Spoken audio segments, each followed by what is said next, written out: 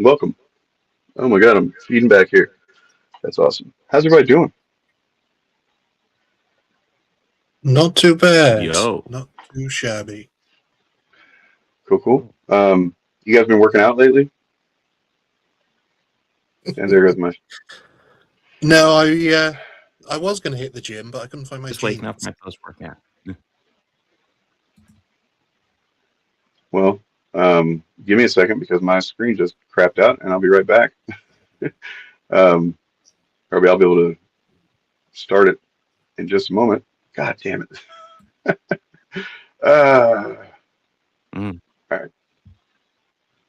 Let me fucking shit, dude. It just completely sees it up. That's great. Give me a second. Sorry.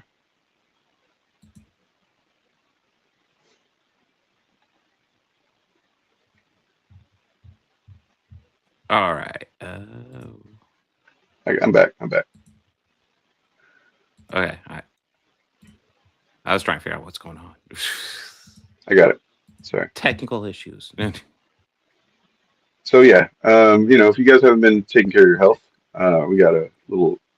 Remember, like at one point, like Arnold Schwarzenegger was like the, he was like the guy that was the fitness guy for the president back in the day. I mean, Hulk Hogan was too, so it's not really saying much, but I mean, I'd say that's better than this. So it's not a job of high qualification.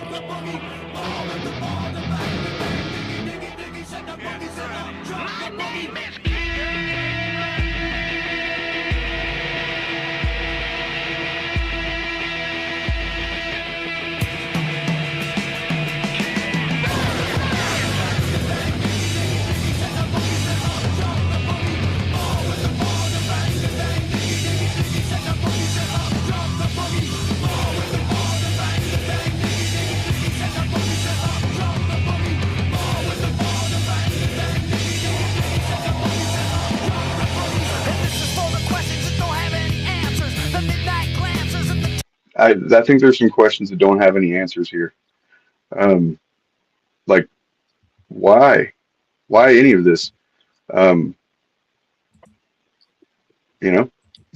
It's bizarre. I mean, personally, I wouldn't necessarily take health advice from Arnie or Hulk Hogan because the things they were doing to their bodies in the 70s and 80s were not healthy. But they probably were not snorting cocaine off of toilet seats with LK Jr. Yeah, but at least I would trust Arnie as a fairly intelligent man to know what he was doing was unhealthy and knowing what the healthy thing to do is. Whereas this, I mean, is Kid Rock like in his 90s now? Because he looks like a frail old man. So, 55. 55? Mm-hmm. And yet you can see his liver protruding in certain shots. Jesus Christ. Mm. Yeah, RK Jr.'s like 75 or 72 or some shit. Yeah. I was joking when I said in his 90s, but geez, 55? Yeah. That is ridiculous.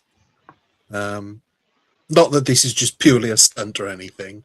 Also, is RFK do we know if RFK is a never nude? Do you think he's got jean shorts on under those jeans? Because who's wearing jeans to work out? Oh my God. I don't think I want to think about it. I don't want to think of it. Well, I mean, what this did, like in the thumbnail, it presented us with a new meme here. Republican Party. Where's Kid? Yep, not the first time that question's been asked by a high-ranking member of the Republican Party. Okay, 100%. Like, you don't get to be like this age. Like, he's got the same body as Joe Rogan, so that it's all his skin looks like a handbag. Oh yeah, well, I'll have you know that I worked really hard.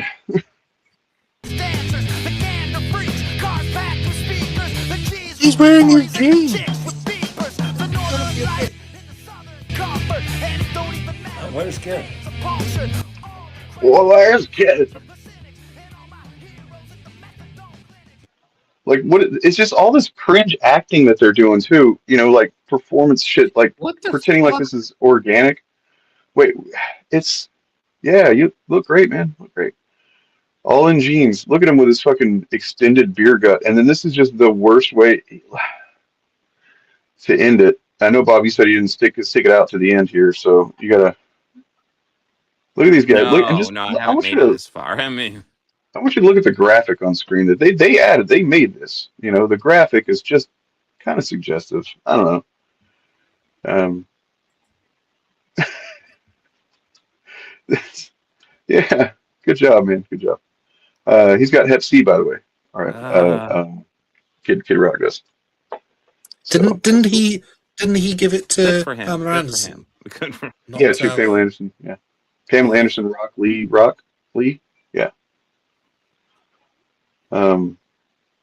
Meats and ferments. Yeah. Well, you know, and roadside bears, and you know, things like that. You know, he went. They went dinosaur bone hunting with Epstein and Maxwell one time. Yeah, I did read about that. Yeah, That's kind of weird. Mm. Yep, I sure am. You know, just deal with it, man. Fucking sorry. It's the way it is. I mean, you Listen, guys. man, potato mics are underrated. Okay. You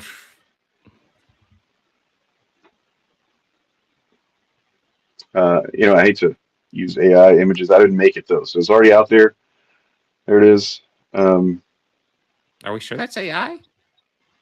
I mean, maybe not. Somebody made an AI video of them like literally snorting cocaine off a toilet seat in the middle of the all the other stuff. Yeah, it's pretty cringe. Man, this is the culture that they fought for, guys. You know that culture war that they were all, you know, we got to fight the culture war. They're doing a culture war, blah, blah. Of course, now we know, we suspected, but now we know it was all astroturf, inorganic bullshit from the start.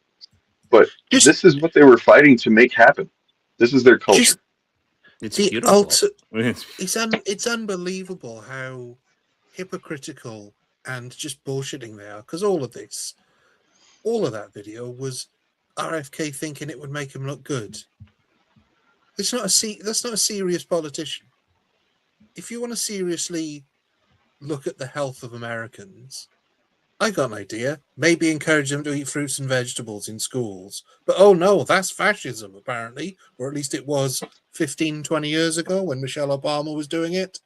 Like, they've got no excuse for it.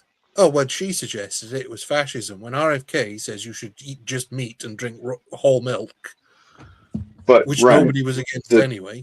The Dow is over 50,000. Oh, well, shit. If the Dow's over 50,000, why are we complaining about You make an excellent point. I forgot about that. Yeah. That's the ultimate shutdown point there. And nobody has anything to say to that. What are you worried about some kids getting trafficked? Dow's over 50,000. Yeah. You know. Speaking of such, here's this. How many of those emails end with sent from my iPad or my BlackBerry? It's fucking insane how much unspeakable evil happened like this. Like,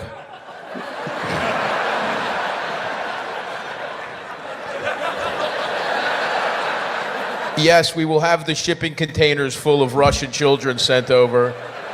Swipes up a fucking Angry Birds. Oh man, that boy Elon's all over them. That's so funny. He was sending emails to Jeffrey Epstein on Christmas morning. Do you know how fucking insane that is? Like, even Epstein was probably like, come on, man. I mean, this is crazy, dude. Elon has like 40 kids. He keeps nutting in any autistic woman that will let him. He should have been preoccupied on fucking Christmas morning. True. Yeah. You know, I never watched or listened to Come Town when it was on, but I've become familiar with the guys now that in post Come Town era, him included. Did you guys ever watch the Adam Freeland show? I haven't watched the most recent one. I know that was causing a bit of a stir, but I have caught a couple of these in the past because, man, he's very good. He's like it's this chaotic thing that he does, right? Where it doesn't seem like he's got an approach, but he kind of just does anyway. It's weird. Yeah, and I think part of the act is pretending, even when he's not interviewing, that he is clueless. It's a bit like, you guys must know Louis Theroux. That Oh I'm yeah, pretty sure that's the States. It's a bit like that approach to sort of documentary making, where you pretend to be the naive fool, but actually you know what you're doing. yeah. I mean, dude, like he's hit the conversation he had with Mamdani after he won, and then went and met the president and stuff. It's just like that. I already liked Mamdani at that point, but that conversation, just like the dude's just like a real ass dude. You know what I mean? It's so refreshing to hear a politician that actually is from the area that he's representing, and knows the details about the different subcultures and stuff like that. It's like, oh, you can actually learn something about the area that this person's representing from him, which, you know, what are you gonna learn about from Trump about America? You know what I'm saying? So, well, I guess some pretty bad things, but yeah. And the name Cumtown used to fucking turn me off, man. I don't know. I was just like, I don't know if I want to listen to a show called Cumtown. Yeah. Yeah, I'm not really the right age to be sort of impressed by that kind of juvenilia now. Like when I was a teenager, I probably would have thought it was hilarious, but Yep. So there's been, I guess a little bit of discussion since last week, I suppose, about the whole Comics Explained thing. I don't know that it's really, hit him very hard or anything. I mean, but there's at least been. I covered his response. I've not seen the live stream he took down. He took down the live stream? He did a live stream response to Ernie's video, to my understanding. And in that live stream response video, he said that critical drinker and neurotic aren't white supremacists, essentially. Oh, that's right. Obviously, hard disagree. But yeah, I know Ernie's been posting some stuff. I think he got them from somebody. I don't know who. I don't know where he would have gotten information. Yeah, I don't know where he would have gotten information. I don't know anybody. I don't know anybody. I don't know anybody that keeps files about that kind of thing. That'd be kind of a weird guy to be friends with. So. But yeah, I mean, I went over the more official response he did. It's really weak sauce. And I've already had lots of people accuse me of calling Comics Explained a grifter and a bigot, which I think is bizarre because I've not said either one of those things. But I've just pointed out, he is following grifters and bigots for sure. Yeah. And I mean, the bigotry thing, as we've learned over time, the bigotry is unfortunately harder to get some people to accept, and because of the you have to value certain things in order to even see bigotry, right? Like you have to value individuals and understand culture, and you have to be willing to listen to other people that aren't part of your lived experience in order to even understand what bigotry is. It makes it harder to prove that to people sometimes if they're not just outright saying slurs. But when it comes to grifting, I just feel like just over and over and over again, we have fucking shown these guys to be straight up lying, grifting, con men pieces of shit. I think for me in the video I watched, one of them thing that really stuck with me is because Rob Comic Explained said this multiple times. He's like, I'm a centrist. I watch Fox News and CNN. That's stupid.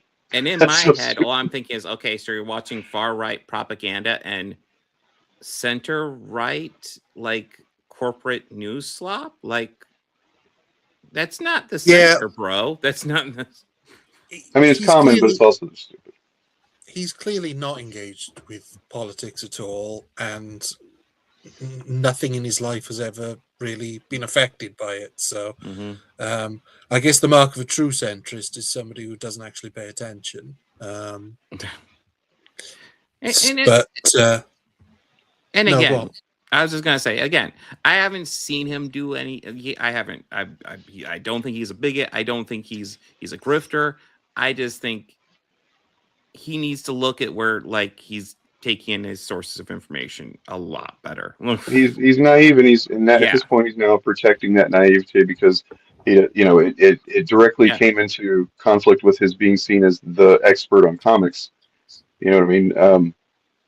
But when it comes to the Milestone stuff, it's like all he had to do was say, I haven't read a lot of Milestone, or I don't really care for it, or whatever. It's like nobody was saying that you have to like that to be a black comic book fan or anything like that. It's just that, but then he goes on to say it's just FUBU for comics or whatever, and it's like, oh man, such a silly thing to say, because it just is. Well, we went over that, but Ernie's been doing a good job covering that, and I hope that I gave him enough ammo. I've had a lot going on recently, so I wasn't able to sit down and dig into my vault very deeply to give him, the evidence that I really would like to. But hopefully, he was able to work with what I gave him. So, let's see. I saw what he posted, and I think it's fairly solid. So there's a new meme lord. I don't know if you guys have seen this new meme lord out there. This is a kid in a high school, apparently, that, let's see.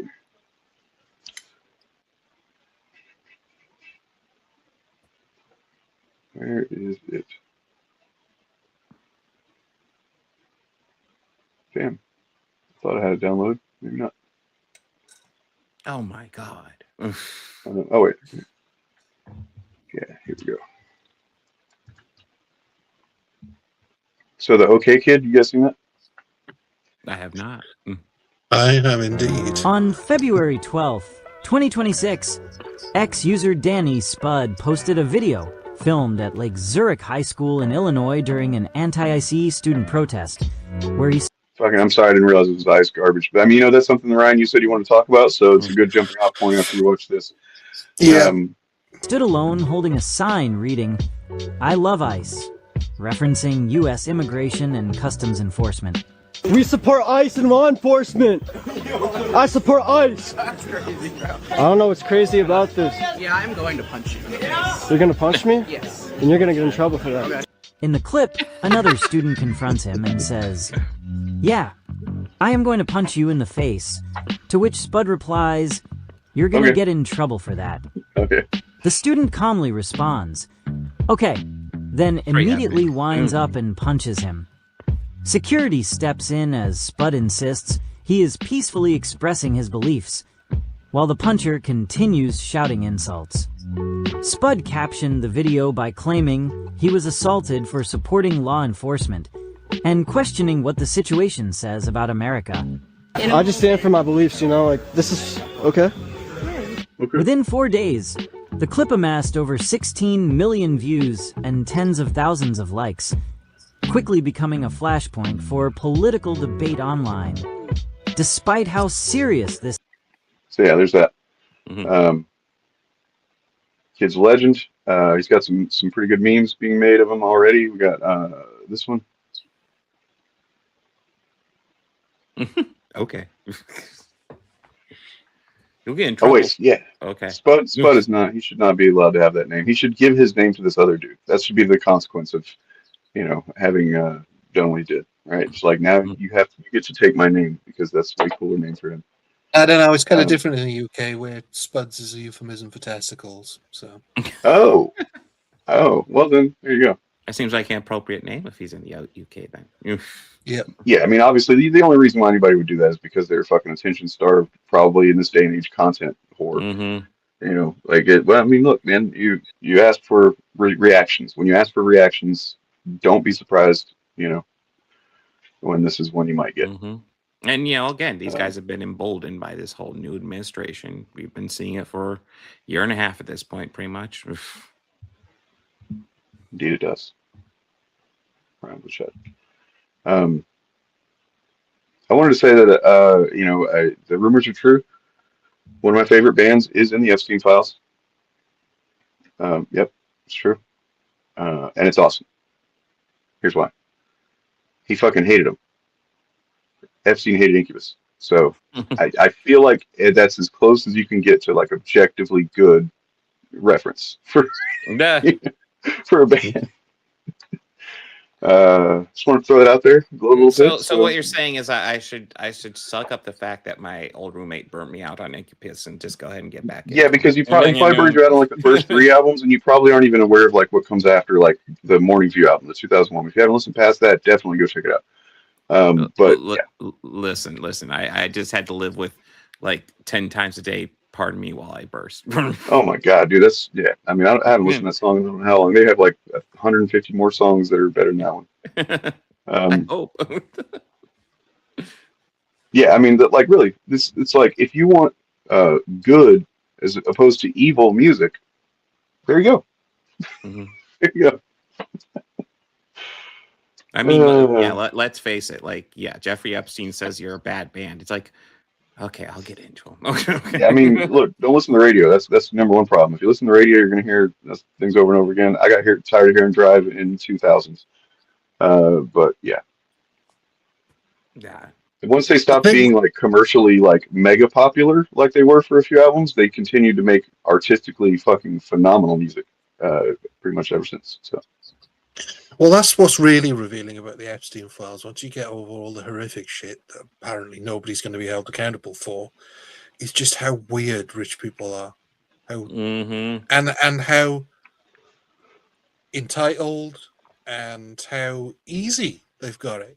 Any rich person complaining, "Oh, I've got a tough life." Sorry, fuck you. Yeah. At this point, we know what you get up to. They created cultural circumstances, conditions that made so many people's lives actively worse on a daily basis, just in social sense, within economic sense, and political sense. Also, that they could have a more comfortable life doing evil shit. You know, so that they could just like sit back and do the things that they were up to, and that's yeah. All of these conservatives and Republicans complaining about participation trophies and how like liberal schools allow kids to do like all sorts of weird stuff like art. I mean, and not having any rules, and it's important for discipline. Meanwhile, these people who the rules don't apply to literally took advantage of that in every aspect of their life. Dude, like most people, I believe that most people, if we just had enough money to where we weren't stressing about our bills and healthcare and shit every month or whatever, like we wouldn't be complaining. If we had, we weren't worried about whether we're going to make rent and bills, and weren't worried about, bouncing checks or overdrafting or whatever. And, we didn't have it. Like if we weren't scared that a health emergency was going to fucking put us on the fucking street, things like that. And then maybe a little bit of money to like go see movies and fucking go-karts or some shit. You know what I mean? Like, you wouldn't hear a lot of complaining, I don't believe. Yeah, like I'm not looking to be rich. I'm just looking to make enough to comfortably pay my bills and just relax. Yeah, and that's what most people want. Most people's biggest struggles is paying their mortgage or their rent. If you eliminated that, then most people would be happier and the economy would be stronger, because there would be all that money still going. Because unlike rich people, poor people spend money. Middle class people spend money. The only people that don't spend money is people like Elon Musk. I mean, and I think this is something else that people don't understand. He doesn't have to. He doesn't have to have money. His net worth is not how much money he's got. He doesn't have that much money. It's how much money he would have if he sold all his stocks, which would screw everybody else who's got stocks in that company. So what he does is he goes to banks that you've never heard of, asks them for a loan on his stocks, and they give him a big chunk of money. He doesn't earn money to spend money. It's ridiculous. They've decided he is worth this, and then they'll give him a loan, a low interest loan. So do we really need money if it's all just fictional for the super rich? Meanwhile, everybody, the rest of us are out here slogging our guts out just to pay our rent. It's true. It's At least our president's looking good. Looking good, sir. He is. You know, we lost Robert Duvall, but this piece of shit's still alive. Yeah. He's degenerating more quickly than I think anybody on his side thought, though. You know what I realized looking at this is like he's kind of a ginger, and I feel like we've let him skate on that for too long. I mean, as someone who's part ginger, I got red beard, so I mean I can say that it's a word we can use. But yeah, I feel like we've let him skate on being a ginger for I don't think I've ever heard anybody mention it, but he's definitely he's gingery. So Maybe that's why he tries to plaster that orange shit all over his face. Well, yeah, I mean, you joke, but that's sort of it. It's a mask. It's like he's doing the same thing Kiss do, but he's chosen orange instead of black and white. What's fake? What are you saying is fake? Not this image. I got it from an actual, legitimate, reputable fucking news website. So, fucking Patriot Freedom America.eagle. Okay. Do you want to get into the AI shit? Because yeah, what made you?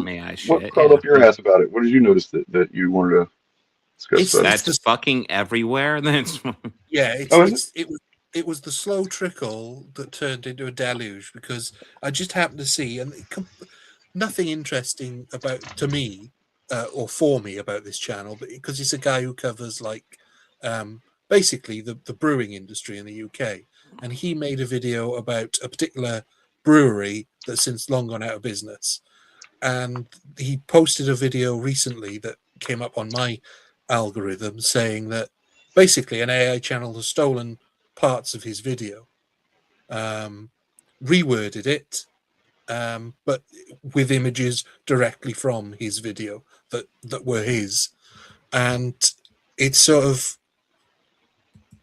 a bit like drawing. It's Baader-Meinhof, basically. Is that? So many of these do, but basically, once somebody draws your awareness to something, you start noticing it everywhere. Most people will be familiar with this, that when you buy a new car, if it's a different car company to the previous one, you see that car company everywhere. Yep. And so it alerted me to the fact that there are so many channels out there using some form of AI. And it used to be people used computer generated voices either because they didn't like their own voice appearing on screen or whatever. And yeah, okay, that's fine. I've not got a real issue with using text to speak or whatever it's called. And actually a while ago I was kind of okay with that. Now I've gotten to a point where if I click on a video and I recognize that's not a real voice, I'm off. Yeah, just no. And it's tough as well, because that sort of thing was great for the disabled community, people with speech difficulties and things like that. It was ideal for them, and that's what it should be used for. But now, I mean, I'm pretty sure that's not even the same thing as like generative AI. I don't believe. At least it doesn't. I don't think use the same kind of resources. No, not at all. No, it's basically an evolution of the same sort of tech that Stephen Hawking was using for all of his life. And so again, like I said, no problem. I had no problem with that. And again, great for disabled people with voice problems who wanted to get their opinions out there. But now, if I hear a video that sounds like it's not a real person or sounds a bit too polished, a bit too like one of those sort of classic DJ voices, I'm inclined to believe that not only is that AI, but the whole script's AI. And I've noticed there's a certain language of AI, and it's hard to describe, but you sort of know it when you hear it. The sort of the way they approach topics, the certain phrases that they use to describe things.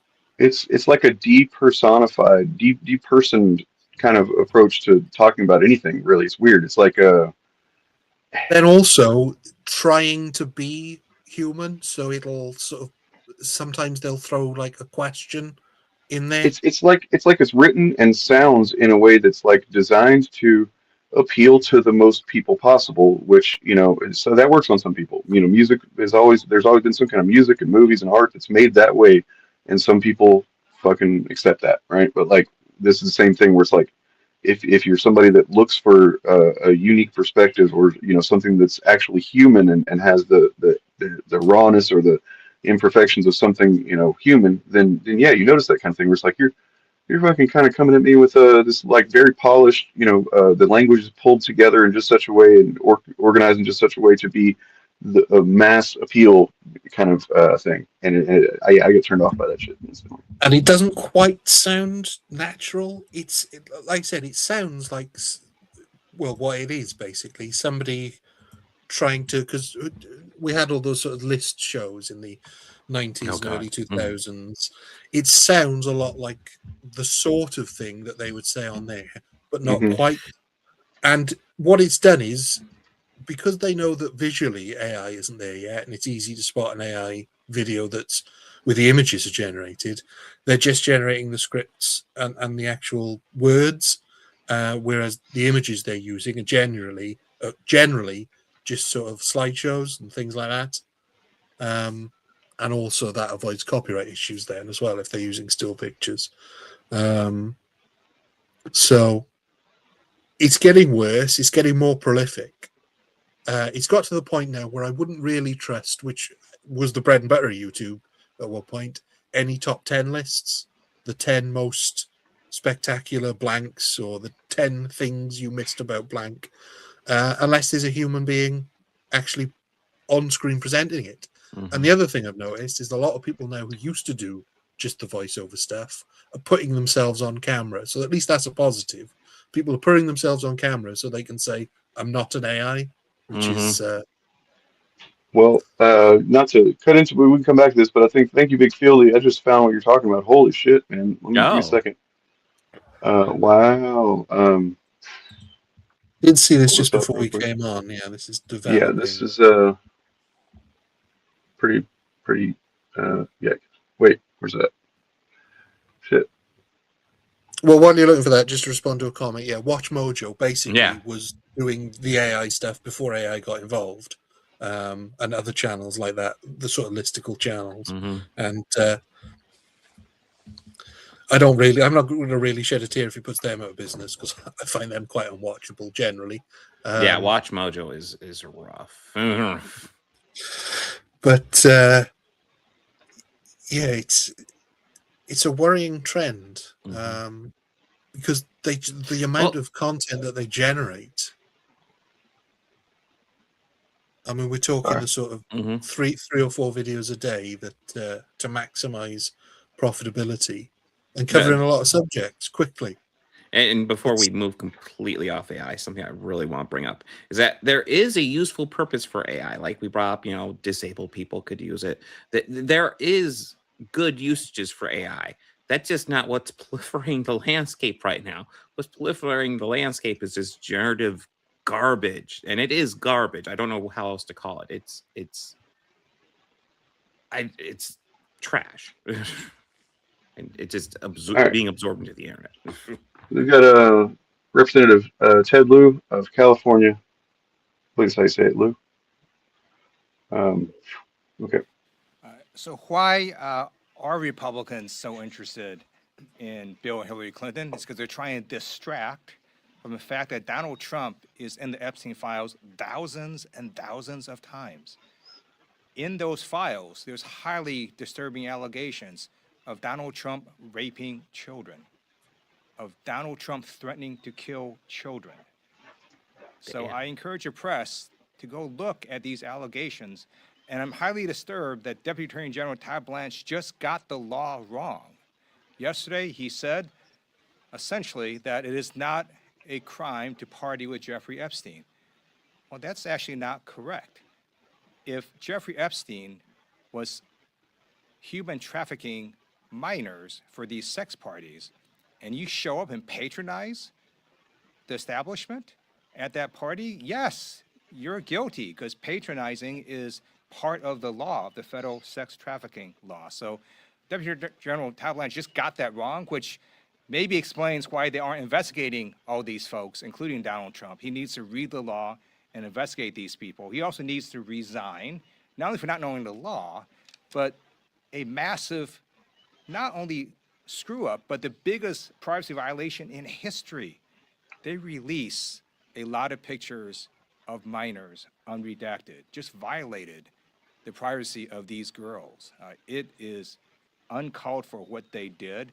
The one thing that they could not do under this law was to invade the privacy of these women now, who were girls at the time, who were victims of sex trafficking. Also, he met with Ghislaine Maxwell, moved her to a minimum security prison, and then got a puppy for her. So for all those reasons, he's just got to leave the Department of Justice. Damn. I mean, this is all stuff that, like, if you've looked into him, we've already kind of gone over some of that stuff. I don't know if I've seen anything of him directly threatening girls or whatever, but I'm not surprised. But I mean, it's the kind of thing like, okay, we big disclaimer on the fact that much of the stuff that contains his name in it, and I think that they put this out intentionally, knowing that this was the case, and they've tried to muddy the waters by putting this stuff out. That it includes just FBI tips, which are not they're not legal filings, they're not charges, they're not anything other than just somebody, which anybody can do. You can call the FBI and leave a tip of anything you want. You know what I mean? And then some of them obviously did happen around election times. That being said, when you have a guy who has been proven civilly liable for rape, a guy who is on record, literally recorded saying that he sexually assaults women by grabbing them by the genitals, and they let him do it. When you got a guy who he's actually there's talked about gloatingly so, talking about going into the changing rooms of the contestants of the beauty pageants that he owned, some of which were underage, some of them weren't, but he's talked about that a couple different times. And he's, smiled real gross about how, like, they're undressed and they're changing and stuff like that. There's a there. You don't just dismiss these tips as like, well, that's obviously not within his character. You know what I mean? Because it is. It's exactly within his character.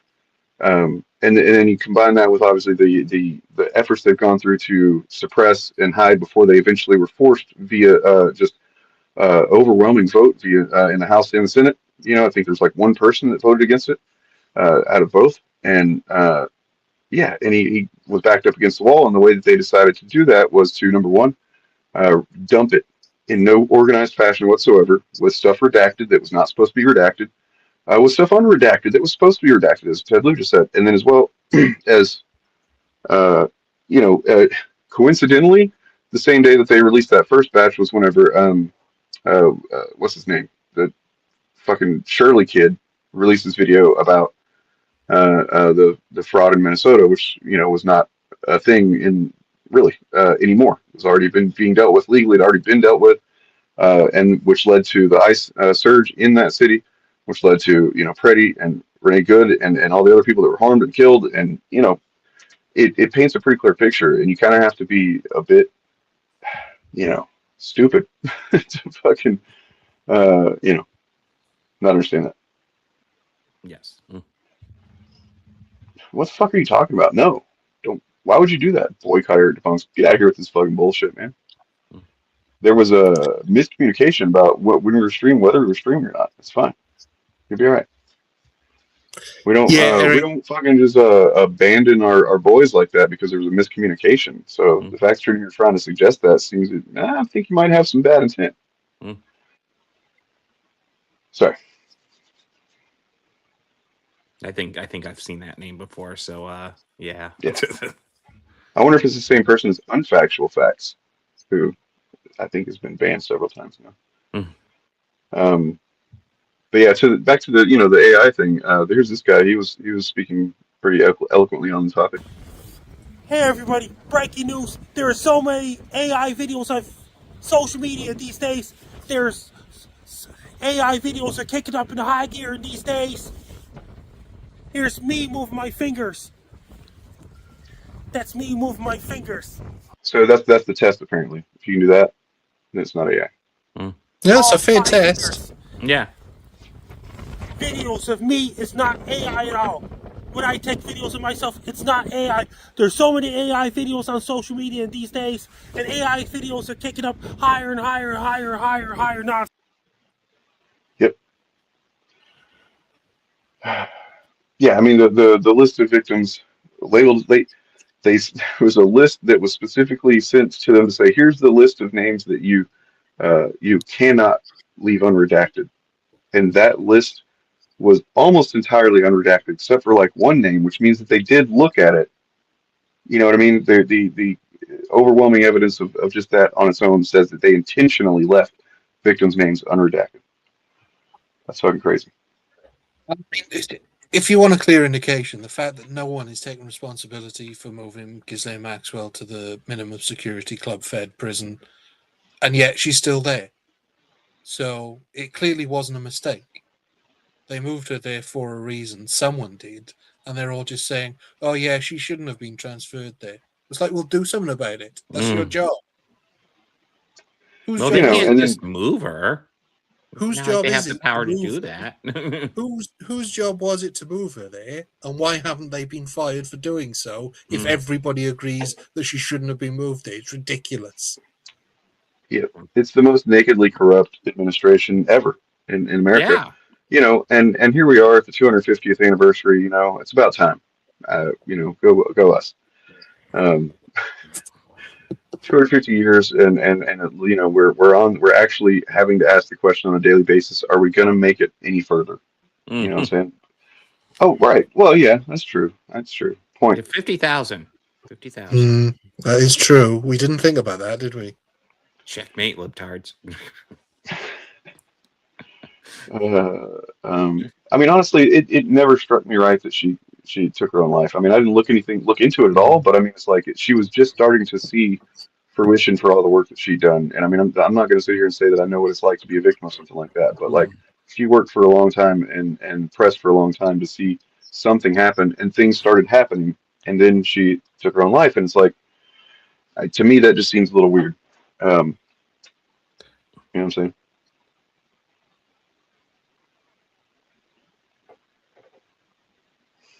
So, okay. We got shit stirrers. We got people trying to fucking. Yeah, what the hell? It's weird. It's weird. Yeah, his stream wasn't removed. He removed the stream. That was him. I said, hey man, you know, we were planning on streaming. We miscommunicated. We didn't see each other's communications in Discord, and so he went ahead and started stream. I said, hey, we're doing a Shillcast. Did you want to do this separately, or what do you want to do? And he said, you know, you cancel this, so it's fine. You know, he also has to work. That's the thing. Due to me having a doctor's appointment today, we started later than we normally do. And often, if you go look in the past, at times when that's happened, because I seem to be cursed to have doctor's appointments on fucking Wednesdays, you know, he's either not able to stay very long or not able to stream at all because he has another job. So, well, I mean, you know, there's trolls, yes, but I mean, it's valid to be. If you were wondering what happened, then I feel like it's an explanation is owed. So, you know, I don't want anybody to see the trolls and think that there's anything to what they're saying when it's literally just, you know, do you have any idea how hard it is to get you know, 4 people with different time zones and different lives and working schedules to, you know, there's a reason we only do this once a week. Like we already brought up Eric, he works at night. I work really early in the morning, most mornings. Yeah, our schedules are different. And I'm always working it. And we dropped the ball this week because we weren't organized. We were, in fact, in chaos. So, in a way, it's Bob's fault. Yeah. Yeah. We're cross-streaming still. Oh, Bye, Bob's Bob. gone now.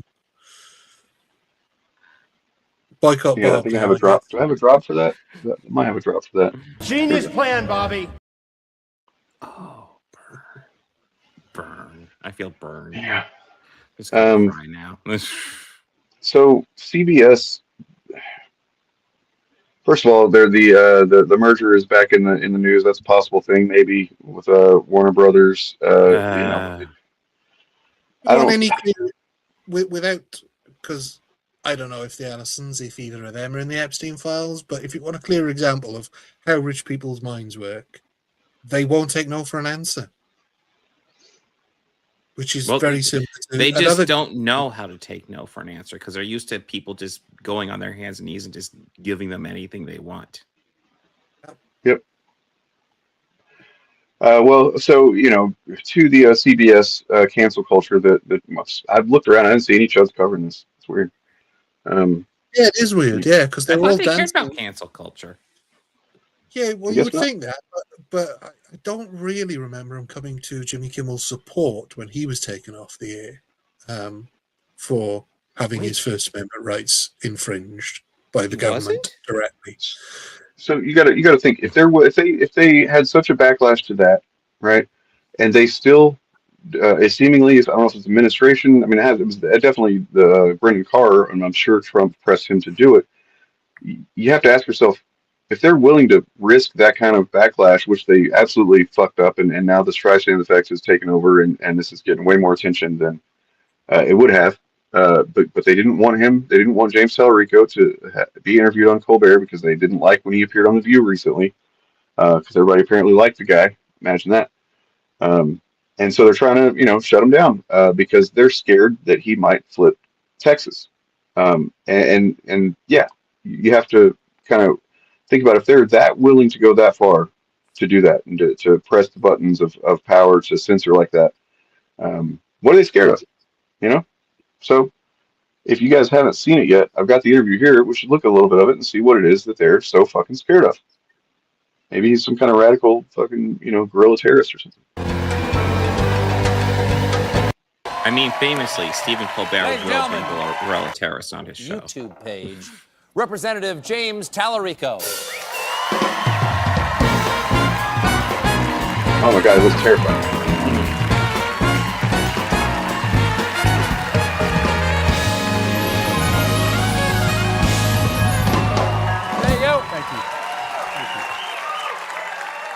Now, here's the thing. I don't usually say this to a guest, but if people are watching this right now, it's because they found us online on YouTube. I did an act of the show that's on tonight explaining why. It's not the first time you've caused some drama. FCC opening probe into The View after appearance by Tallarico. Do you mean to cause trouble? I think that Donald Trump is worried that we're about to flip Texas.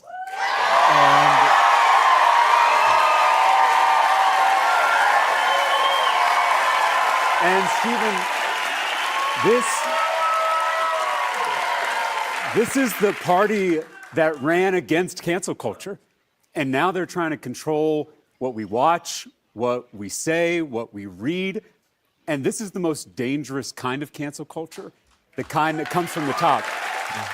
They went after The View because I went on there. They went after Jimmy Kimmel for telling a joke they didn't like. They went after you for telling the truth about Paramount's bribe to Donald Trump. Corporate media executives are selling out the First Amendment to curry favor with corrupt politicians. And a threat to any of our First Amendment rights is a threat to all of our First Amendment rights. So I'm just, To fact check you, my network said our cancellation was a purely financial decision. Got it. And I remain very grateful for the last 11 years. Now, you grew up in Texas. I did. Here you are. I did. There you are. You can prove it. They give you the adult boots as a child, and you're supposed to just grow into them, I understand. That's right. You served in the Texas House, and now you're running for Senate. The race, frankly, should not be as interesting as it is. Donald Trump won Texas by 14%. Why do you think this year Texas is considered a possibility by Democrats? Well, I'm an eighth-generation Texan. My family has been in our state since it was Mexico. And across... So you're going to get deported, is what you're saying. Across the state, there is a backlash growing to the extremism and the corruption in our politics. And I have traveled every corner of Texas already, from El Paso to Beaumont, from Amarillo to Brownsville.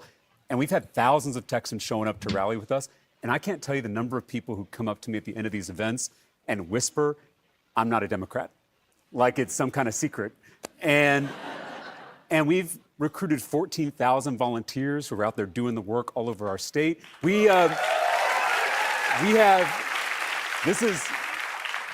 is one of the most exciting parts. We have shattered grassroots fundraising records, all without taking a dime from corporate PACs.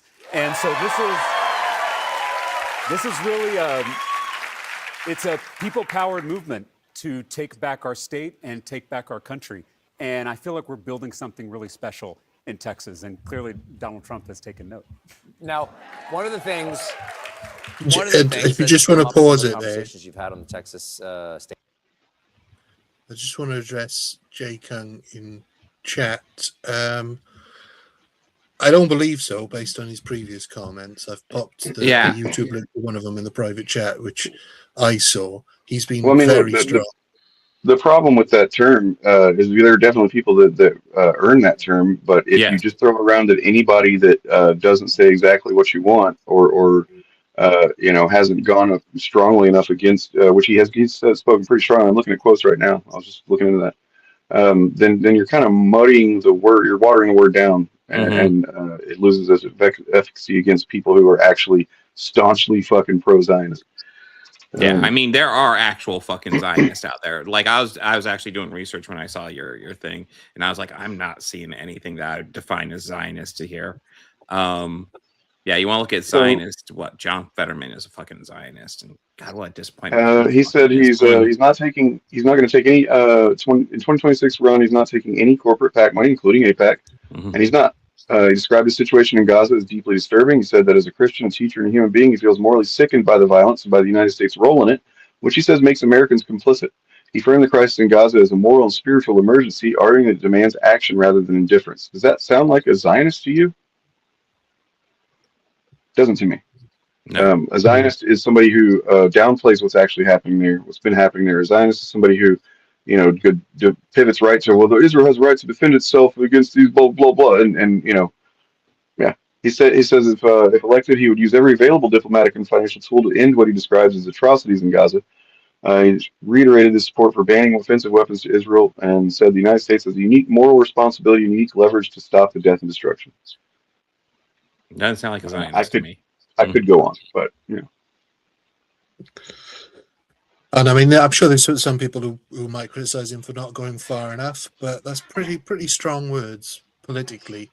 He's also in Texas, guys. Like, he's also fucking in Texas. Like, you can't expect a guy in Texas to run the same campaign that Mamdani ran or whatever. You know what I'm saying? I mean, honestly, I'm surprised at like his campaign. Like looking over the Zionist claims, I was looking over his campaign.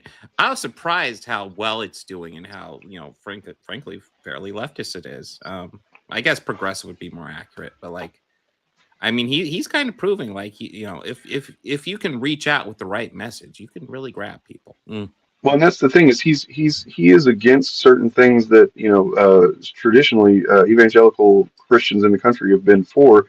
For instance, he's staunchly pro separation of church and state, which they get into in this, and it's it gets into a pretty good discussion about it, like why that's important, not just for the state, but for religion as well, for the religion. If you're a religious person, then you should want to have a separation from your government. But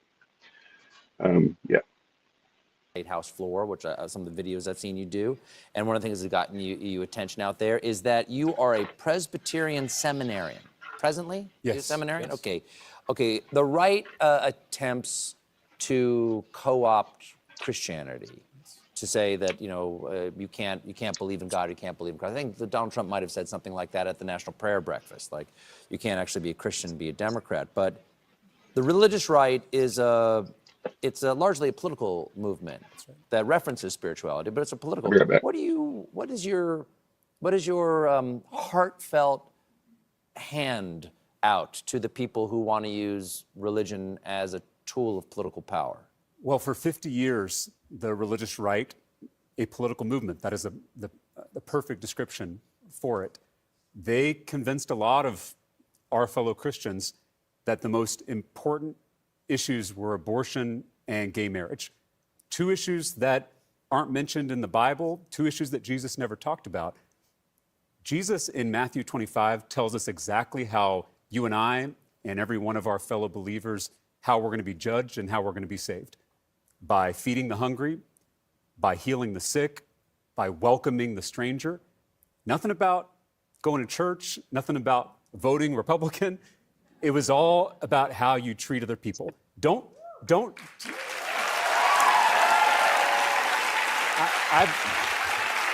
I've said. That sounds completely reasonable to me. Yeah, it's all the bits of the Bible that the religious right ignore. Yes. Feeding the sick and the poor and taking care of people, and the fact that no, you don't need to go to church to be a Christian, because the whole point of Jesus building his house upon, or his church on the rock, is that he preached wherever he went, because it's the message, not the material building. It's and it's insane that they have had such a tight grip on American politics for the last 50 years, because it's not like that in any other countries. Even like spiritually more sort of Christian countries are not as right wing.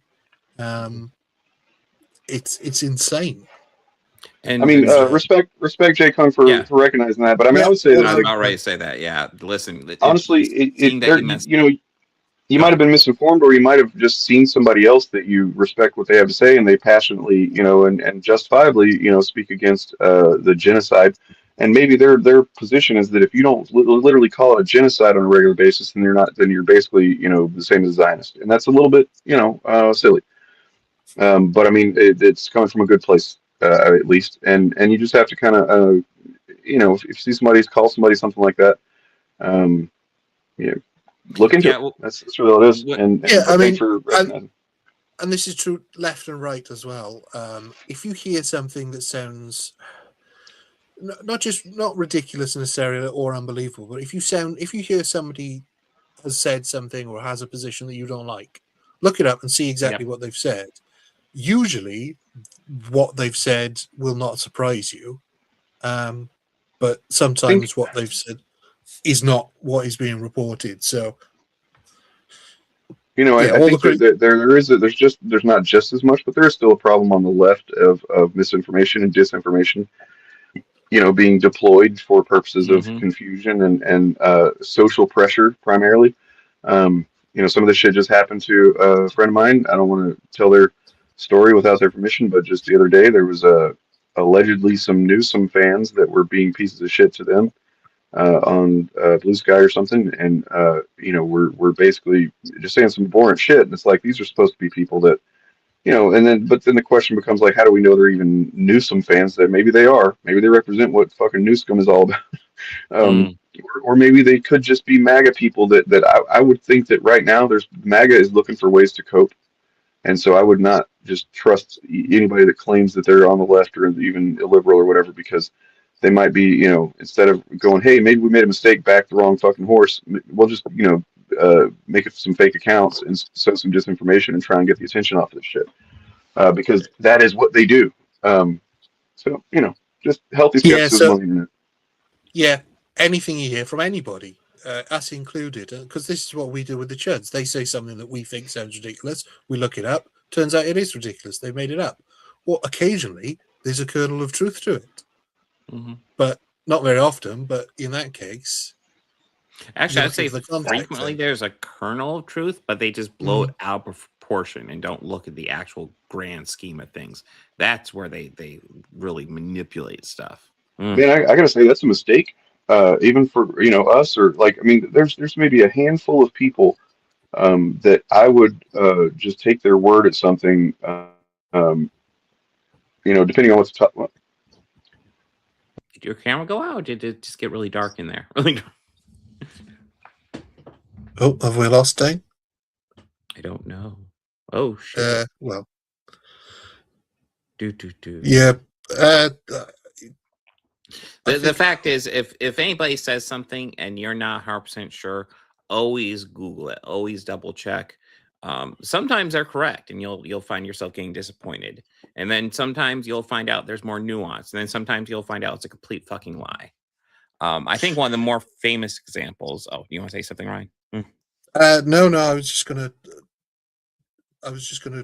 bring up another point from somebody in chat. From Erebus, says that there is a lot. The biggest problem with the left is the infighting. Yeah, I would agree with that. I think there are people that don't realize that the important thing is to defeat the right first and foremost, and we can sort out all the other differences afterwards.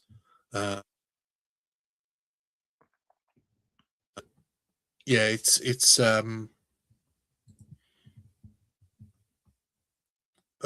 Dane's phone has crapped out. Yeah. But he's going to stick around in chat. So just us. But so sorry, as I was saying, the left does have a problem with infighting, and it's infighting over not important things, but things that we can sort out after we're in power, or after we run things, after we're making the world better than it is now. Yeah, and I'm 100% of that. Yeah, check the sources. Because we see the Ches do this. They'll put up a headline, and you then research where the headline came from, and it'll be from one of them. Or they'll use a headline that is clickbait and is not what the story is actually about. And so it's important to. And I know lots of people don't have time for this, and you've got to try and find people you trust. But if anything, just keep that switch on in your brain that says if anything doesn't sound quite right, just quick Google of it, see where it came from, and see if it's worth regarding. Because sometimes it is, sometimes it isn't. I mean, like I was gutted when I found out that Snoop Dogg was playing for a Trump thing, and the reason behind it is even more insane than you might think. It's because Trump pardoned one of the guys from Death Row Records that was a friend of Snoop's, and that's why he respects him more now. But the guy he pardoned is a real piece of work. So maybe lose a bit of respect for Snoop Dogg. So things like that. It's disappointing. But, Snoop Dogg's always been kind of sold out, in my opinion. He's a decent rapper. Well, I wasn't even talking about his rap stuff. I was talking about him during the last Olympics, where he was having a lot of fun. But but that's a personal thing that I just can't follow him on. I can't respect him for. It's not a respectful choice, in my opinion, that a friend of his who might be a huge piece of shit was pardoned by Trump. But anyways, this is the meme I always love to post whenever I find somebody post. Like if I find something on Facebook that's just wrong, posted by one of my friends, I love to post a variant of this meme on there. Everything you see on the internet is 100% true. As said by Abraham Lincoln. Yeah, and honestly, I wouldn't put faith in anything I see on the internet, particularly from sort of YouTube political commentators who get more views when they're fighting. I mean, we've seen this with the infighting between the quarter, but the fighting of the two Jeremys. That is fun. It's fun to watch, but they're getting views out of it, which is why they're doing it. True. And also because actually they secretly all hate each other. So fun fact, don't if you want to engage with that, don't actually watch their videos. Go check out Eric Debunk's videos. He's covering it so you don't have to. He's done some great coverage of their bullshit. But it's no different from left-wing commentators, and I see them all fighting. Everybody seems to hate Hassan. They all hate each other as well. I wouldn't go that far. I don't know if you know this, but Bob's actually a flat earther. He keeps it quiet. I told you not to tell anybody. Why are you saying that? Like, the fuck? No, listen, guys, I don't know where he's getting this from. I totally didn't tell him that. It's Bob's not. Yours is flat. But yes, let's check out a bit more of this guy. The interview. I've said before, don't tell me what you believe. Show me how you treat other people, and I'll tell you what you believe. And I think in our faith, we've got to get back to those fundamentals. My granddad was a Baptist preacher in South Texas, and when I was little, he told me that Christianity is a simple religion. Not an easy religion, he would always clarify, but a simple religion because Jesus gave us 2 commandments, love God and love neighbor. And there was no exception to that second commandment.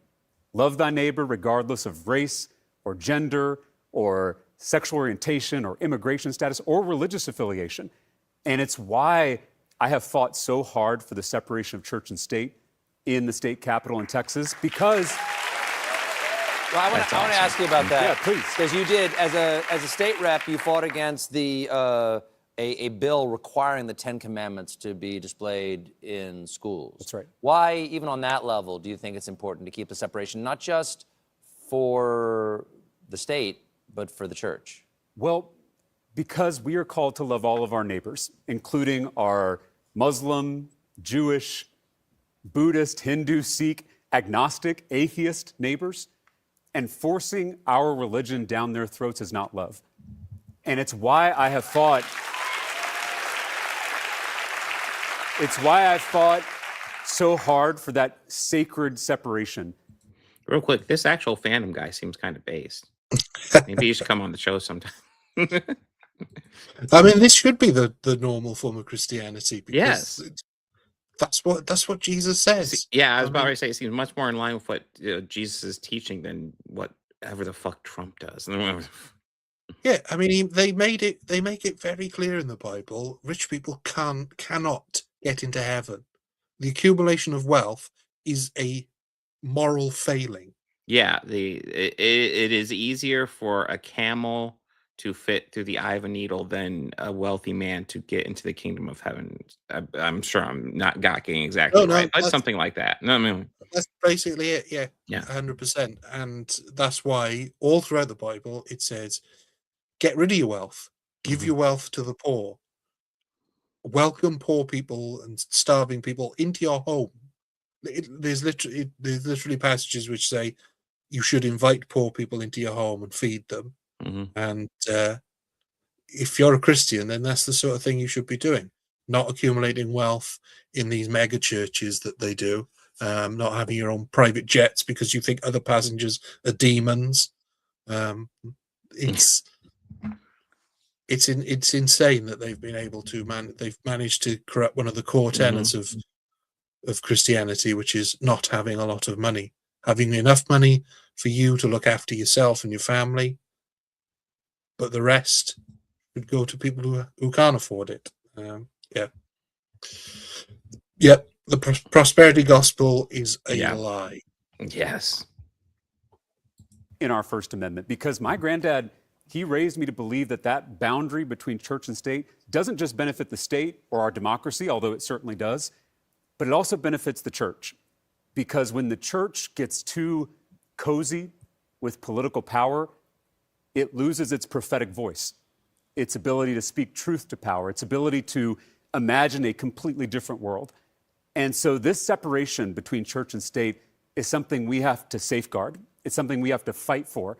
And I think we need someone in the U.S. Senate who is going to confront Christian nationalism and tell the truth, which is that there is nothing Christian about Christian nationalism. It is the... Damn. No, I don't know if I've ever heard somebody say it like that. That's completely fucking true. Yep. Yeah. It is the worship. It is the worship of power in the name of Christ. And it is a betrayal of Jesus of Nazareth. And I just want to thank you, Stephen, because I know you're not a politician, but you have really shown people in this country what Christianity should be and what it means to actually live out the teachings of Jesus, even in a talk show.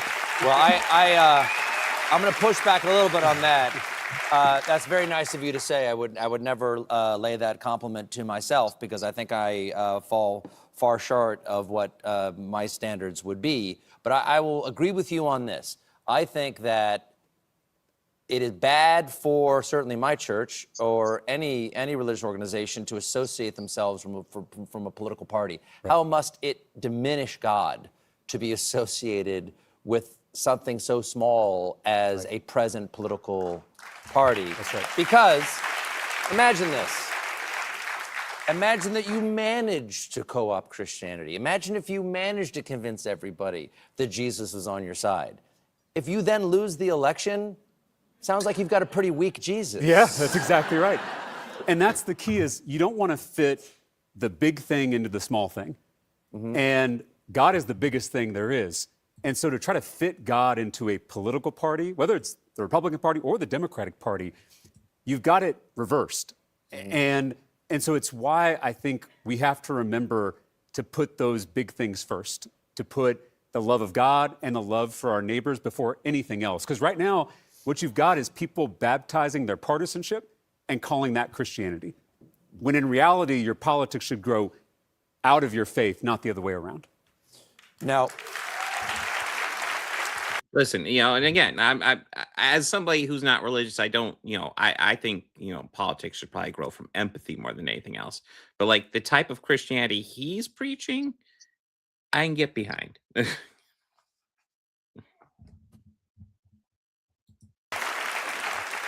There's been some attention on your race in recent weeks after a TikToker that you met in person says that you privately said to them, and I want to get this quote, they attribute to you, right? This person says, you said, I signed up originally to run against a mediocre black man, not a formidable and intelligent black woman, supposedly in reference to Colin Allred being the black man, and you've denied this. Yes. Okay. You denied that you ever said that. That's correct. Okay. Allred continues to talk about it, even though he's no longer running for the Senate, correct? Right.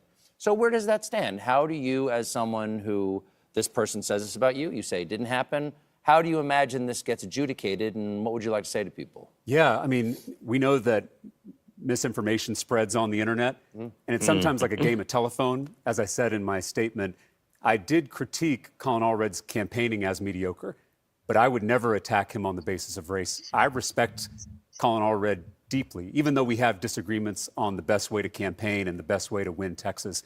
My job in this moment is to try to lower the temperature, is to try to remind us that we are all on the same team, trying to change the politics of our state and change the politics of our country, because we are seeing the consequences of losing elections as we speak. And we have a moral imperative to win in November in Texas and to win across this country, because that's how we're going to get things back on track. And so I know things get tense in a primary. I know stuff flies around on the internet. I understand that. But I'm trying to get us all to keep our eyes on the prize, which is remembering we're on the same team and getting out there, doing the organizing work so that we can win in November. Have you spoken to Colin already? I have. I call, I don't know if there's any more moments, but yeah, no. I don't live in Texas, otherwise I'd probably vote for him. But he seems like a good candidate, and I find it frustrating. That's not only the Stephen Colbert's canceled, that like he's getting fucking segments pulled. The capitulation to Donald Trump and frankly, real life cancel culture when the government's getting involved. That's actual fucking cancel culture shit. Yeah, I mean, it's disturbing. If the state did flip blue, I would love it, just to see the look on someone like Nerdrotic's face, who moved there to get away from the California hellhole, and move to Texas and have it flip blue. That would be funny. But of course, he's not a political person, so no. But the one thing I don't understand, maybe it's because at this point Colby doesn't really care with his cancellation due in a couple of months, but the reason apparently that the FCC, they're using a law from 1923, basically, that said that politicians need to have equal amount of airtime on the main broadcast media channels, and CBS qualifies as that. But it's never been enforced for late night talk shows. No. And obviously, having dug up this old law, they're trying to use it like a cudgel to tamp down on free speech. But the thing I don't understand is,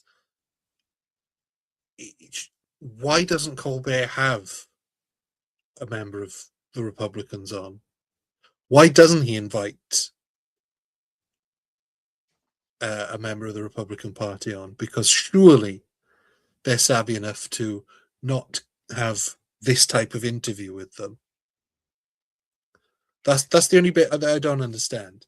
I mean, I think at least he used to. It's possible at this point he probably just doesn't want to give them any airtime, because frankly at this point, like at least the MAGA elements of the Republican Party, it's just grifter shit. I don't know how else to say it. It's all just bullshit, Yeah, I just thought it would be a clever way of undermining them by inviting on the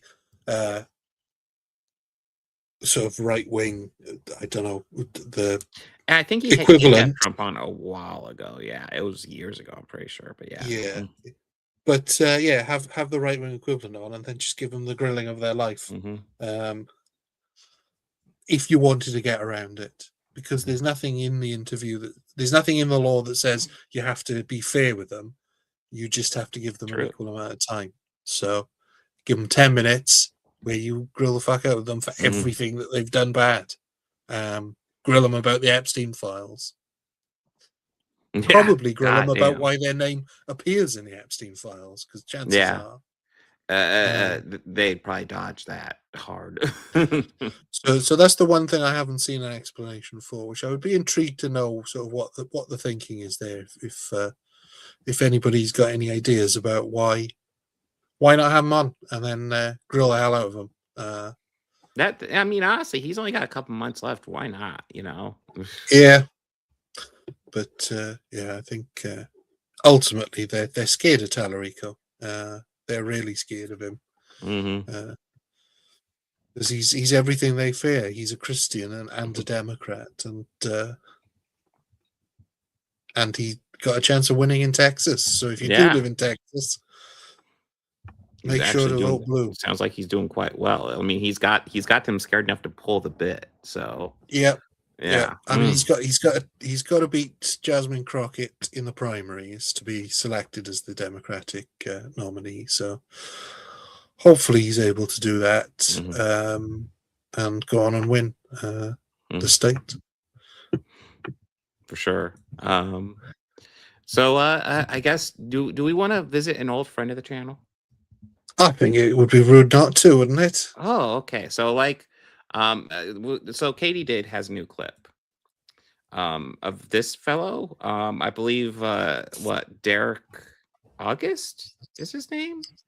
Who, as everybody who watches this channel knows, we talk about nothing but him every single week. That's every single minute. I mean, even when we're offline, all I'm doing is talk about this Derek August fellow. Whereas actually this week we've got a reason to, because maybe he's talking about one of us this week. Yeah. Although definitely not doing any name drops, but he's going to talk about an event that happened, and we'll go ahead and go over this. This is kind of fun, and hopefully my internet holds out. Black Blazer, look at what happened with Snoop on his Lightyear comment. They got on his ass. Yeah, they did. And then he came out and kind of said something. So it's like, yeah, they're gonna come to collect. I'm not 100% sure what we're diving into, but yeah, the Lightyear comment was fucking stupid. I'm sorry. it was stupid. Yeah, and this is why he doesn't actually say what the comment was, because the comment was stupid. Because it was dumb. It was a dumb thing to say. Yeah. But then Snoop's in his 60s, so it's yeah. I mean, listen, people should be comfortable with the hardcore sex scene in Lightyear that goes on for like half the movie. People should become the blinking it kiss. That was it. Yeah, whereas Snoop was actually appearing in porno films in the 90s. Oh. Not as a participant, I should say, but he did. Yeah. How does he explain all the naked women he used to have in his videos to his young grandchildren? Anyway, that's. Remember, lying is fair game with these people. Oh, I should also warn you. There's going to be quite a few moments throughout this clip where you can tell Eric is rebooting. Yeah, slander, libel, none of that exists among them. You are going to be whoever they need you to be. Like Imaru said, list, like, why are you looking at? Just a point of order there. Slander and libel only exist in very specific legal terms. So yes, if he believes he's been slandered or libeled, then he's quite able to pursue that in court. Of course, if it's not slander or libel, then he doesn't have a case. So he's talking out of his ass here. When you use the word slander, libel, it's a very specific legal thing. And you can't just throw it around to say, oh, these people are lying about me and they're slandering me, because that's a legal thing. And I'll go ahead and say this, and I've said before, Eric, you want to sue me? Come at me, bro. I would love to see some findings and evidence. Come at me. I want to see this. extremists to validate your political position. That's what she said initially. And you had people saying that she was a fucking Nazi. Like it's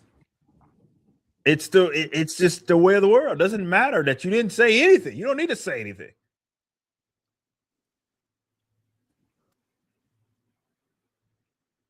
And that's why, because for a lot of people that are in that position, they don't want to deal with the feathers being ruffled. They don't want to deal with that, and they're not used to it in often cases. So they'll end up bending the knee anyway, because they rather not deal with it. So they rather just affirm whatever the beliefs are that the side that is attacking me wants me to believe. Me, I'm a little more stubborn than that, and I don't waste my time engaging in people get frustrated with me. It's like that. Remember when I used to do Monetize the Hater? There was that one guy that I debated who tried to derail the conversation by mentioning like Amazing Fantasy, right? I don't remember that one. Who was that? Well, I don't remember that version of it. Certainly, that's not the thing I remember. I mean, I remember when I was talking with him, and I was trying to talk to him about character motivations. And I wanted to reference one of the most famous comic books of all time because it has clear character motivations in that book. But yeah, no, it was derailing the conversation, even though it was directly related. Yes. And I won't even acknowledge it because I'm not interested in that. Like, I'm not interested in, definitely if there's a position that like I don't have, or you're trying to derail the topic, I just won't engage in it. I'm not going to do it. I won't engage with it. I just won't. You can. I mean, he did. He definitely did engage. Oh, he absolutely did engage with it. Yeah. And like his response when I was just asking, hey, let's talk about character motivations in Amazing Fantasy 15. You've read that, right? And like the fact that he was stonewalling it rather than just like be like, okay, yeah, no, I've read that. Let's discuss it. It tells you a lot. I mean, imagine derailing a conversation by bringing up an example relevant to the conversation that you're having. Imagine that you're sneaky like that. You see, Bob, you're a sneaky debater by bringing up an example that is relevant to the conversation you're having. Very it's just sneaky. derailing it. It's actually pretty cheap. To be the person that you need me to be for your arguments to work. I don't have to do that. So I'm under no requirement. I think they hate that, by the way. But I don't do it because I hate them. I do it because it's just not productive. What the fuck am I going to sit up here and try to defend myself from a position that I don't have? LJ Higgins says, you didn't know the answer, Eric. You're going to make comments. You should learn them. There are videos of me talking about Amazing Fantasy prior to that debate. And I get it. That's what I'm talking about. Bring them up. Link them. That right Link there. them in your video. Yeah, he like, okay, so you're familiar with Amazing Fantasy 15. Why didn't you say, oh yes, I'm familiar with that book? And then we could have actually gotten to it instead of you stonewalling.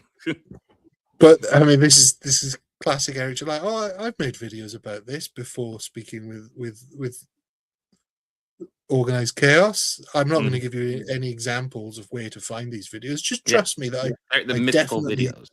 Listen, they're long form. I definitely talked about it, and not just because I had written a script about it that day, but no, because I know it so well because I'm such a comic fan, and he's a comic book expert. He knows all about Amazing Fantasy 15. If anybody in the chat can find that video, I would be fascinated to find out, because not video, actually several. He did say more than one, so he's talked about it in videos that nobody has seen, which is weird. And it's wild. Like he is bringing this up. Has it been like 4 years since our debate? Of course, like he used to debate people regularly, and then like he did like maybe one or two after me, and then that was it. Yeah, but yours is the only one that he had to make a special video saying about how he had not been owned. Yes.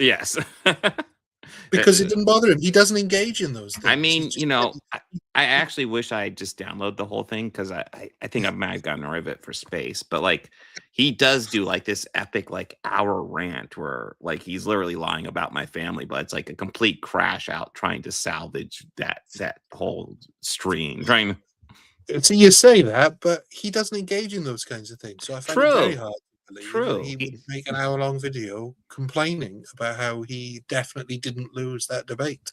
Mm-hmm. See, needs me to be this person and therefore working backwards. Therefore, there's nothing that I can say to convince that person that otherwise. So I just don't care. Joe Music with a 2 cent. No, now I think about it's probably 3 years, but yeah, still, it's been a few years. I mean, leftists don't compromise. You in or you out. That's how they work. That's how they work. I think that's interesting. So leftists don't compromise. So like, if it comes to like lots of stuff, yeah. As someone who is frequently labeled a leftist, I will compromise. I won't compromise on ethics and morals. That's a line I draw. Well, he says it in a way that makes you think that people on the right do compromise. And yet he made a video a couple of weeks ago that we covered where he says, don't compromise on Epstein. Yeah. Because you're giving them, I think it was Epstein, because you're just giving in to them, even though they're on the correct side. It's their framing. So, or maybe it was ICE, but either way, he was saying, don't compromise. So it's interesting that now he gives that position purely to leftists. And by the way, there are quite a few moments we still have to come to with this. We just got to get the restarting quite a bit. Yeah, I mean the second half of the video is probably not worth watching because it's mostly him just complaining at chat how hard done by he is and how brilliant he is. But know the Lord, you don't. All right, I'm okay with you believing that. That works for me. Good luck.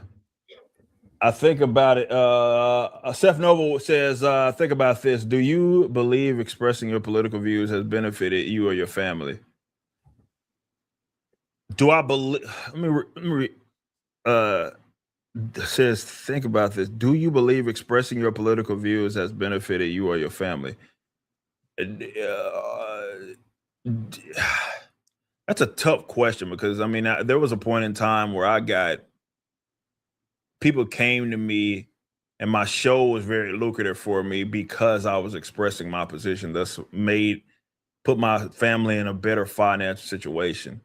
So I think maybe not for me, yes, that would be true. I can't say that's entirely true, but on average, politics is it's a corruptive thing. It's something that if you allow it to will make you a worse person. So for most folks, that's what it ends up doing, especially if you get obsessive over it. Now Rippers lives the best life by not going back and forth. Oh yeah, that was y'all remember I made that as my my little vow. I ain't going back and forth with you. I'm living my best life. Yeah, that's like, yeah. I'm gonna be whatever someone wants me to be. There's nothing I can say that'll change that. I just don't care. Facing my comic trivia. I'm not interested. No, well, that's true. He's not interested in comics. It has anything to do with That's true. Yes. Anyway, nothing.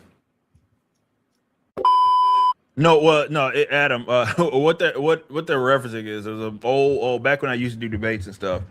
I can't even remember what exactly at the time we were talking, and someone tried to derail the conversation by asking me a relevant question that they got from like they're monitoring a chat and they were like getting questions right while I'm arguing. You can see them like looking at it if you look at it.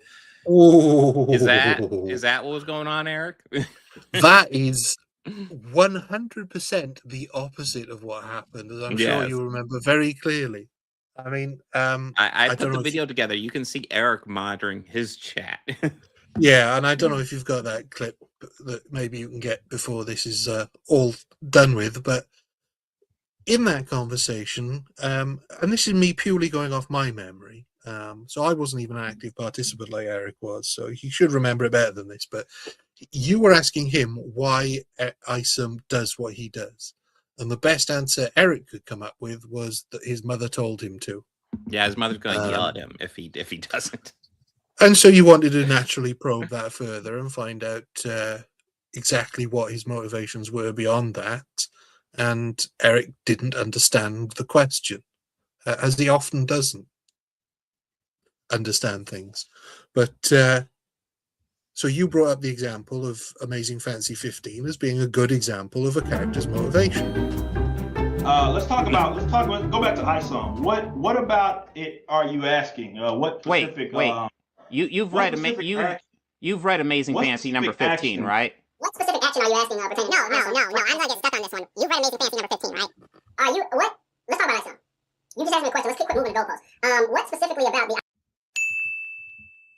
Oh, looking at his chat to get the answer to a question, and there are plenty of people that don't know who Spider-Man is. Dipshit. Suffering Steve Ditko. How can you not know that Spider-Man first appeared in 1962's classic Amazing Fantasy number 15?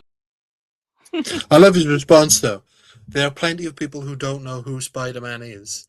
Yeah. I mean, globally, yeah. There's 8 billion sure. People. Yeah, but I think most people who are watching him would know who Spider-Man is. Most people who are familiar with comic books know who Spider-Man is. Most people who aren't familiar with comic books know who Spider-Man is. I just love the way he thinks that that's a subtle way of answering your question to try and make you look stupid. The truth out of you. But no need to say no homo. I'm raping you and your bro, hating and faking. No, I just can't take it no more. So it made Dallas really look stupid, if nothing else. But yeah, just the ultimate turnaround. He sells his audience there that you were getting that question completely inorganically from chat, like you would bring that up just out of nowhere, apropos of nothing, when that's not what happened. And then he obviously knew the answer, which is why it took him 20 seconds to answer. Legacy characters, though, because legacy characters are a comic book tradition. New legacy character? What do you mean new legacy character? Are you talking about knockoff versions? Is that what you're referring to? Okay, so you understand what a legacy character is, right? Yes, I'm asking you for clarification. Can you answer what the question I just had? Well, I'm trying to understand how you are asking what a legacy character is. A legacy character is simply a character. Saying, what do you mean by new legacy character? If they're a legacy character, they wouldn't be new. What? No, legacy characters are characters that carry on the legacy. You understand that, right? Yes, I understand that, but if it's a legacy character, the character itself has been there and it's ingrained in comic books, as you just said. So what do you mean new? Because there are new characters created to add on to the legacy. Please don't tell me you're this dumb. He is, in fact, that dumb. Yes. I mean, I feel like it's something they've been propagating, and I'm not sure why, but like the idea that legacy character means like the original character, and it's like that's not traditionally what that's been used for ever. Certainly not in comics, where the tradition of legacy characters is a long one. And they asked me a very a non-related question, and I, as my rule is, I won't let you derail the conversation. We're talking about this. That's what we're going to continue to talk about. So yeah, it had nothing to do with the original what we were arguing. It was just like a Hail Mary, and that often happens when you're dealing with people that themselves are incapable of actually arguing, against the position. They basically it's the effectively they're yelling squirrel is what's happening. John with a 5 says, how soon before the business book comes out? Order 2 copies. We put out like a Q2. That's roughly when it's coming out. Now with our new model, though, however, now we're going to be moving towards having actual release dates. We started the pre-order solicitation thing, and that's what we're doing. Wow. Well, yeah, that's what, and this is why, like, definitely at this stage of my life, especially at this age, I just don't care. Like, it's it's an impossible person to argue with. You're gonna argue with a person that's basically gonna say, "I'm going to, hey, we were talking about one thing, and because I either got caught or I don't want to argue this anymore, I am going to now switch gears mid-conversation. Now we should argue this." Like, listen, we were talking about character motivations in comic books, and I want to talk about character motivations in comic books. Yeah, why are you trying to change the subject? Yeah, it's wild. It's not worth your time. It's not worth your time.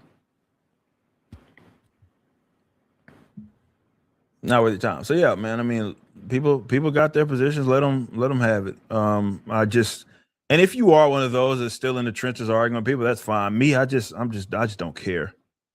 It was about you being the same as conservative, and one of the topics was about schools and the don't say gay bill. Yeah. It just went from that to, hey, random question. I guess I get caught up. That's how it works, bro. Well, no, and I have a feeling he knows that's wrong because I have a feeling he remembers it quite well. Yeah, it was not to do with the Don't Say Gay bill, which we did discuss that earlier, but no, we had moved on to ISOM. That's how it works. Like I'm just not I don't engage, like, especially in real life. If I was ever arguing with someone and I would literally just be like, all right, bro, you got it, I'm out. Because it's not. That's funny as well, because that's not what he said to you at the very start of your conversation about engaging in real life. He really wanted to engage you in real life. He said you better not see him at a convention. Yeah. And he's like, well, I'm not threatening you, but better not see you at a convention. It's like, well, it really kind of sounds like a threat. I'm just saying. You're arguing with someone that's just trying to. They're not entering into the engagement, honestly. Do you have tips for new writers? And I do feel like what we're seeing is like obviously, like Katie did tile this, he copes over not knowing the significance, but we're also, I feel like to a degree, seeing his internalized cope over what happened during that debate. Him trying to explain it to himself. I think we're that. I mean, he's definitely got a great capacity for rewriting his own history, as far as rewriting even the definition of language. He takes a word, uses it incorrectly, and then just says, no, that's what it means, because he's got his own Eric July dictionary. Mm-hmm. That is when it comes to comics. That's such a broad thing. I mean, I talk about a lot of this stuff in my book, but there's a lot of material out there that you can get. If you're talking about straight comics, like the actual craft of it, Eisner has a book. You got Stan Lee's How to Draw or Write Comics the Marvel Way. You got probably the best to me is Denny O'Neill's DC's Guide to Writing Comics, I believe is the name of it, something like that. That's the best work. Good luck finding it anywhere these days. I don't know. But yeah, that's a really, really good one. Like, that's, to me, that wasn't the question, Eric. He approaches it from, like, that's what I adopt. Yeah, but he can derail it. He was just telling us question that works. Yeah. Somebody asked the question, what tips have you got for writers? And his is go buy some books about writing, because he doesn't have a clue. Clearly. No. If you've read his books, he doesn't. I mean, like, you ask any actual writer if they've got tips, they'll be able to come up with something. Yeah. Even if it's just keep writing. That's usually an easy one to throw out there. If you want to get better at writing, the best thing to do is keep writing. Yeah. Or if you want actual tips, Alan Moore's got some great advice about writers. What he says is read a lot. Yeah. Read good stuff and bad stuff. Read terrible stuff and see what they did wrong, which is great advice. Not go buy some other books, buy some other authors. They'll teach you how to write. Stan Lee's approach is like writing a script. When's the Thomas Sowell comic? I committed to that. Didn't realize that.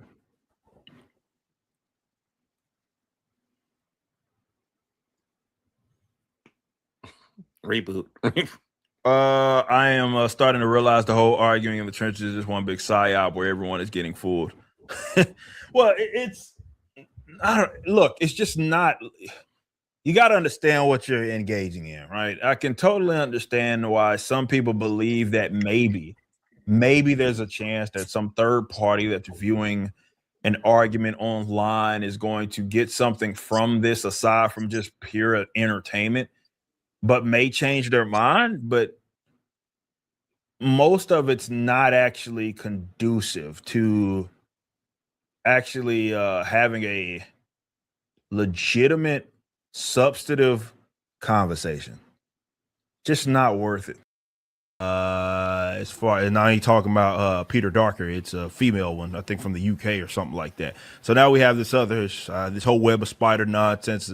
I've said before, it's one of the worst mistakes Marvel had ever made.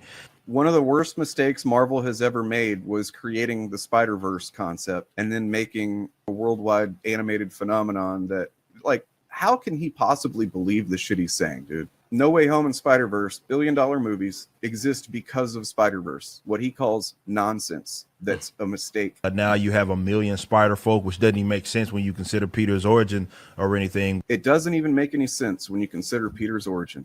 Dude, it's a multiverse. I just like Dane's making a good point in this little video, but I just want to point out what book has that origin, Eric? What book was that, by the way? Just wondering. I mean, maybe he doesn't understand the concept of the multiverse, or maybe he does and he's just grifting. Who knows? The idea of a multiverse is not new. It's new to mainstream consciousness, for sure. Like, just pretty much Spider-Verse really introduced the idea of a multiverse, but you know, it's been around a few years now. It's been in a couple of billion-dollar movies. It's been in Loki. It's been in Doctor Strange and the Multiverse of Madness. It's right there in the title. To say that it doesn't make any sense to have multiverse versions of a character is to fundamentally misunderstand the modern state of comics and comics media. Flat out. Pretty much. We've done it. I mean, comics have been doing multiverses. Mm-hmm. When was Infinity Crisis? I mean, or Crisis on Infinity Earth. Yeah, I figured that's what you meant. It's been a while. Yeah. Different videos talking about the concept of token. I mean, if we want to talk about even modern day, what's like the best-selling book right now? It's freaking Absolute Batman, which is just killing the numbers. And it's literally an alternate reality Batman. I figured I'd do a dedicated video explaining what exactly it is and the issues that stem from it. Instead of going back and forth with some brainlet in the comment section, just send them this video and call it a day. There wasn't even a Webster's Dictionary entry for tokenism when I first started using it in videos. I do not care what you personally think that it is or that you think I should use a different term. Not important. So let me define tokenism first and foremost in this context. Wow, what a postmodernist. Words don't matter? Crazy. Tokenism is the gender, race, or sexuality change of a pre-established character. We call this tokenism because it's usually only done one direction, and it's purposeful and with intent. Once that tokenism occurs, we call that manifestation a tokenization, and it doesn't matter if there's a supposed mantle at play. There's... Oh, okay. So, all right, okay, it makes sense. Okay, now it all makes sense. My original definition of what his definition of tokenism is correct. It's just when a character is now different and he doesn't like it and he wants to devalue the opinion of people who he doesn't like because they like a thing that he doesn't. All right, good to know. We've done it. Based in epic build. So this, and I think, I don't know, I just think this is really funny. Pick a word, make up a definition for it that nobody else uses, then get mad when other people try to correct you on the word, then say the word doesn't matter, but then call them dumb for not agreeing with your definition of the word because that's how you use the word, I guess. I feel like an argument could be made that's half of Eric July's channel. Yep. Got a couple other clips from a mysterious benefactor here who's just dropping clips in here. I don't know who it could be though. So I was asking to just give me a character motivation for Isom. Why does he go? So why does he look for Jasmine? Because his sister asked him to do it. All right. So why does he say yes? Because he cares about his family, specifically considering that this is a family friend. And he knows that his mother would chew his ass out in the event that's all explained in the text. So he's literally just looking for this girl because his mom would chew him out if he didn't? Yes. Brilliant. Just absolutely brilliant. So Nothing. So weird, though, that Eric seems to think at that point that you were talking about the Don't Say Gay bill, when you clearly weren't. Yeah. You were talking about character motivations. No, that was about the Don't Say Gay bill. You didn't catch that? I missed it. I must have Yeah. tuned out. A million spider folk, which doesn't even make sense when you consider Peter's origin. I define everybody that's not Peter Parker as an unoriginal Peter Parker. Talking about Peter Darker. Fun fact. Eric used to like the character, even saying he's more than just a black Peter Parker, but he changed his tune when he found out he could make more money pandering to racist comic book fans who hate Miles Morales. You're just actively making shit up, ha ha ha. Did you used to like him? Not judging or whatever. Just curious. No. Do you like Miles Morales then? No. Yeah, some characters have been written decently that are of different races and have suited up in the suit of a hero or a version of that hero. One of the more obvious is Miles Morales as Spider-Man. You're just actively making shit up, ha ha ha. Miles Morales has his own background. This is far better than just simply making Peter Parker a black guy. Talking about Peter Darker. But Miles is an exception, make no mistake. I define everybody that's not Peter Parker as an unoriginal Peter Parker. And it will always be preferable to have another character with his own unique skill set, unique art. This is far better than just simply making Peter Parker a black guy. So here's the last little clip we have here, but this is not something you can find on Eric's channel anymore. He left it up for a while though, but I have a segment of it on my video, but like this is the post-debate Eric discussion, which it tells you a lot. For me when I watch this, it's like at first it kind of offended me because he's pretty much just lying about me. But the more I thought about it, the more I realized it's a pure cope session. He has to reframe the whole fucking thing by pretty much lying about me. But yes. And consider how soft your bitch ass is. You hear his voice? Consider how soft his bitch ass is. Of course she left your bitch ass. And obviously I don't even like to get like that, but he the one coming at me like, these are libelous claims, homie. These are libelous claims. Libelous claims. Right? You can't go around telling people they frauding people. That's a problem, homie. So everything, gloves off, everything is fair game. You can't fucking go around talking like that, man. You in a shitty situation. You can't take care of your kids. You're not in a position to take care of your kids. You couldn't even give them. Wait, when did I say I can't take care of my kids? I do take care of my kids. That's interesting. Well, I imagine the reason you can't take care of your kids now is because you libeled him and he must have sued you into oblivion if you definitely libeled I'm still waiting to get sued into oblivion, but not yet. No. Yeah, I merely say that I was divorced. That was it. Fucking a shared parent household. You couldn't even do that for your fucking children. And you talking about me. And you don't take care of yourself. You 5'11", 200, meaning you fat. Because you're not athletic. It's one thing if you're carrying it like this, right? Because I'm only an inch taller than you, right? It's one thing if you're carrying it like this. If you carry it like this, bet. But you're not built like that. For full context, during the debate, he asked me how tall I was. And, it was really weird, but I was like, okay, I'm 5'11" and 200. And he's like, well, I'm 6. What? He's like 6 foot and 215. It's like, so like around the same ratio, really. But there ain't no fucking tank tops because you ain't built like that. Which is fine, bet. But don't go talking all crazy. Like, and even then, like, we know you don't do anything. Like, just because he got muscles and shit don't mean you can fucking do some shit.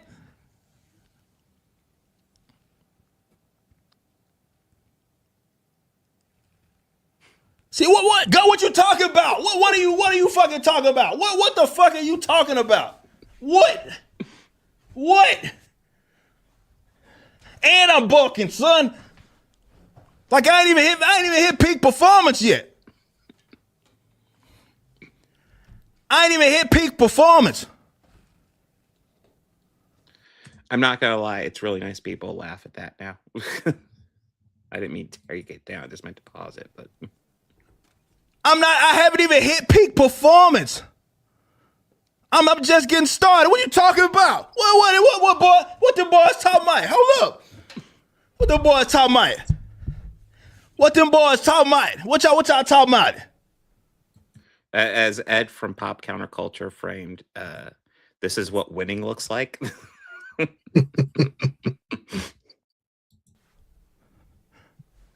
Like this is an honest angle, right? No. For some reason, I can't get the link. It won't work. But he just said he's 6 foot. Yeah, 6 foot 215 Oh, nothing. versus honest angle, right? What you talking about? If that's true, then he's grown 2 inches since he was in college. What boy talking about? What boy talking about? Let's see if this works. I'll try and send you the link in.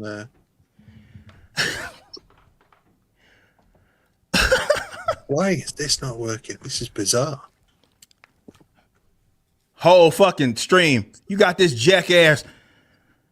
fucking jackass sitting there going on like legitimately is so all right, so we know you grooming, right? We already know you on the groom tip, right? winning.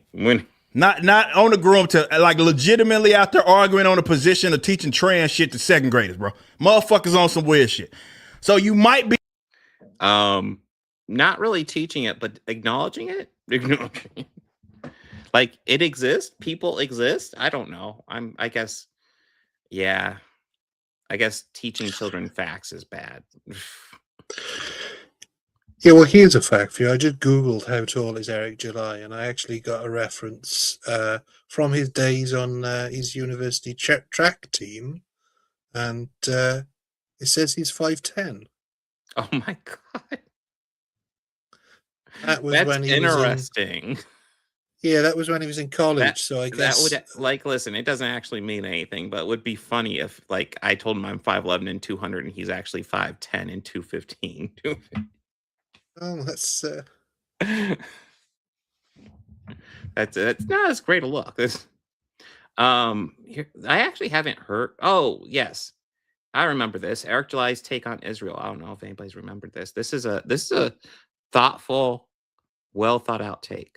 A right to respond. I just think that is like that response in a time of war that they didn't ask for is much different than Hamas going in and specifically targeting innocent children. Well, again, what's going to happen is people are going to defend that action or speak, not even defense, it's more of speaking against, let's say, a reaction, because people are going to say, well, before that, they did this, and before that, that's how it always happens. This is how it is, and I'm dealing with this, and But that's government problem. 100%. Not innocent civilians. I agree 100%. Well, you said institution against institution. Yes, that's exactly what it is. And I've dealt with this, and I think everybody here has dealt with this on more of a micro level. It's a cultural thing.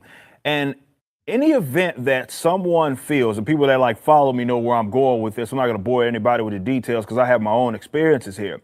But what happens is that in the event that people have made up their mind that you are not to be liked, okay?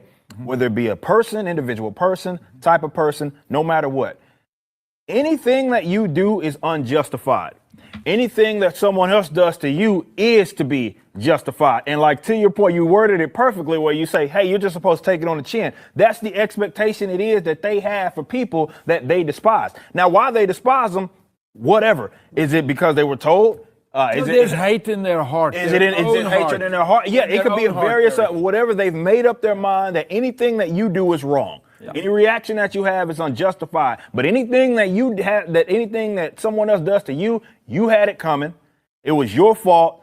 Yada yada yada. I think a lot of us deal with this, but what we're seeing right here is this more at like just a massive level. I'm not going to sit up here and pretend like what's happening in my life is the same as what's going on like in Israel and Palestine. That's not what it is. He's not going to do that, but he's literally doing that. Listen, my life. It's just like Palestinian children's getting genocided. It's the same thing. Oh. There you go. His track and field record says Oh, it's okay. 5'10". So he's Yes, grown yes. 2 inches.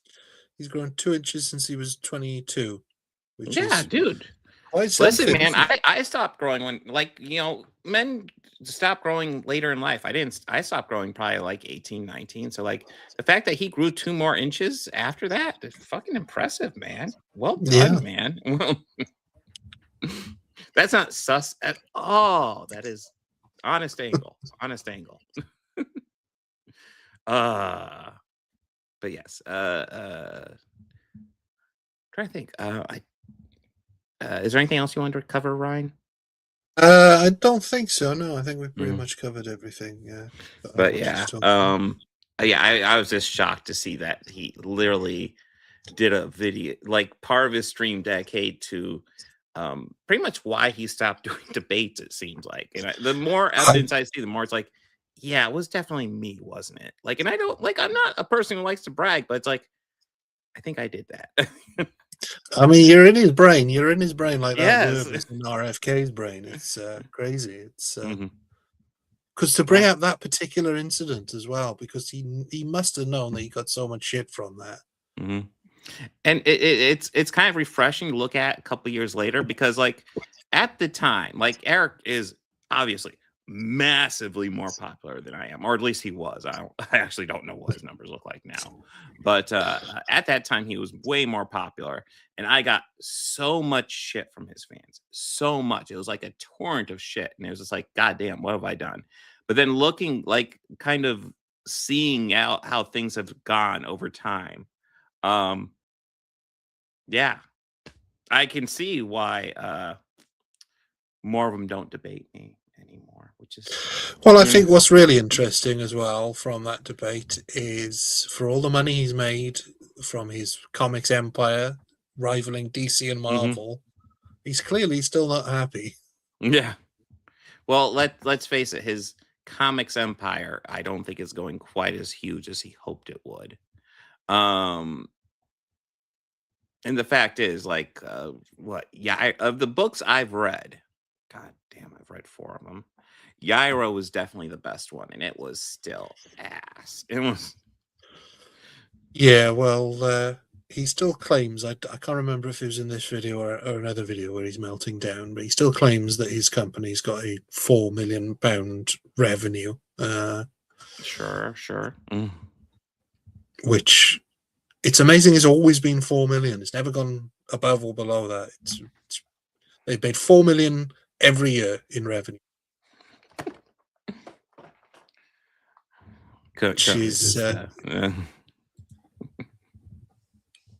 Which is quite a thing, especially considering the sales have declined. So, and also that's revenue. That's not. Not net. But then he's such a good businessman. It's probably pronounced business. Yeah. Beg your pardon. Okay, yeah, an argument can be made for Albacore. Listen, Chuck Dixon is not nearly as good a writer as he used to be, but he's still way better than Eric July. Like, holy shit. He's still insane. But yeah. Well, from what I've seen as well, getting all of his pals in to do Saints and Sinners didn't go that great, because that's an awful book from start to finish. Are you actually familiar? Because I haven't gone over it. I would be. I've seen enough of it to know that it's bad. They're all pretty badly written. The first page of Mauler's comic has a character commit the exposition sin of calling a character father who is their father, so that the audience knows that they're father and son, which right on the first page, which is something he would probably hate it if that happened in a film. You know, that classic bad exposition where someone goes, you know this, you're my brother, that sort of thing. And the plot of it is basically ripped off the Keep, the Michael Mann film from the 80s. And, my God. The book it was based on, yeah.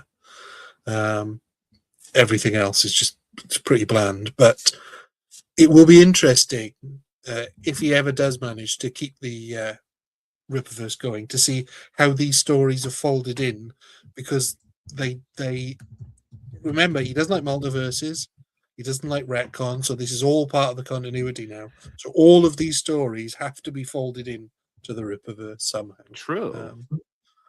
Or never spoken of again, because nobody actually cares.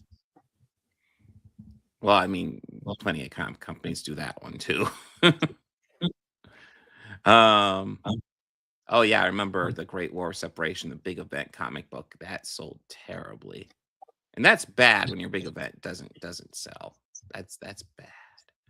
Yeah. Oh, I forgot Gooding the Polymath. That was such a dumb name. I love it. But yeah, terrible books. So yeah, you have anything going on, Ryan?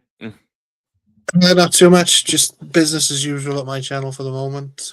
Knocking out the Rockford Files reviews, which I'm hoping get more successful now that the reboot has been cast. Oh yeah, what do you think of that? Because I saw the casting. I have what are your thoughts? I would say mixed, because for anybody in the chat who doesn't know, David Boreanaz has been cast as the new Jim Rockford. I didn't think he was that good an actor in Buffy, to be honest. I know he's playing a character with limited emotions. I think I probably like him more than you do, but like, I don't know. I would say he's not my favorite actor from Buffy by a long shot. But then I thought he actually, in like Bones, I think he displays a wider range. Yes, Angel, yeah. He displays a wider range of emotional depth in Bones. He's a bit more cheery, more likable, but yeah, I don't know. He can do it. My worry is he's quite old now. He's 56, and I mean, James Garner wasn't young when he did the series. He was mid to late 40s. He was about 45-ish. No, it won't be Rockford's son, because the ages I don't think line up right. Could be grandson.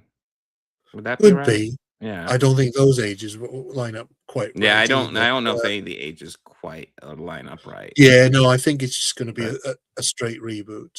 I don't think it'll be related in any way, because also one of the main characters from the original series was Jim Rockford's dad, and so they can't really cast someone as his dad if they're going down the route of a straight adaptation. So yeah, I mean, we'll see what it's like. It's more to do with the scripts than anything, I think, at this point, because I think he's a good enough actor that he can do it, and he's sort of charming enough and handsome enough, and it's just wait and see. Yeah. Well, didn't he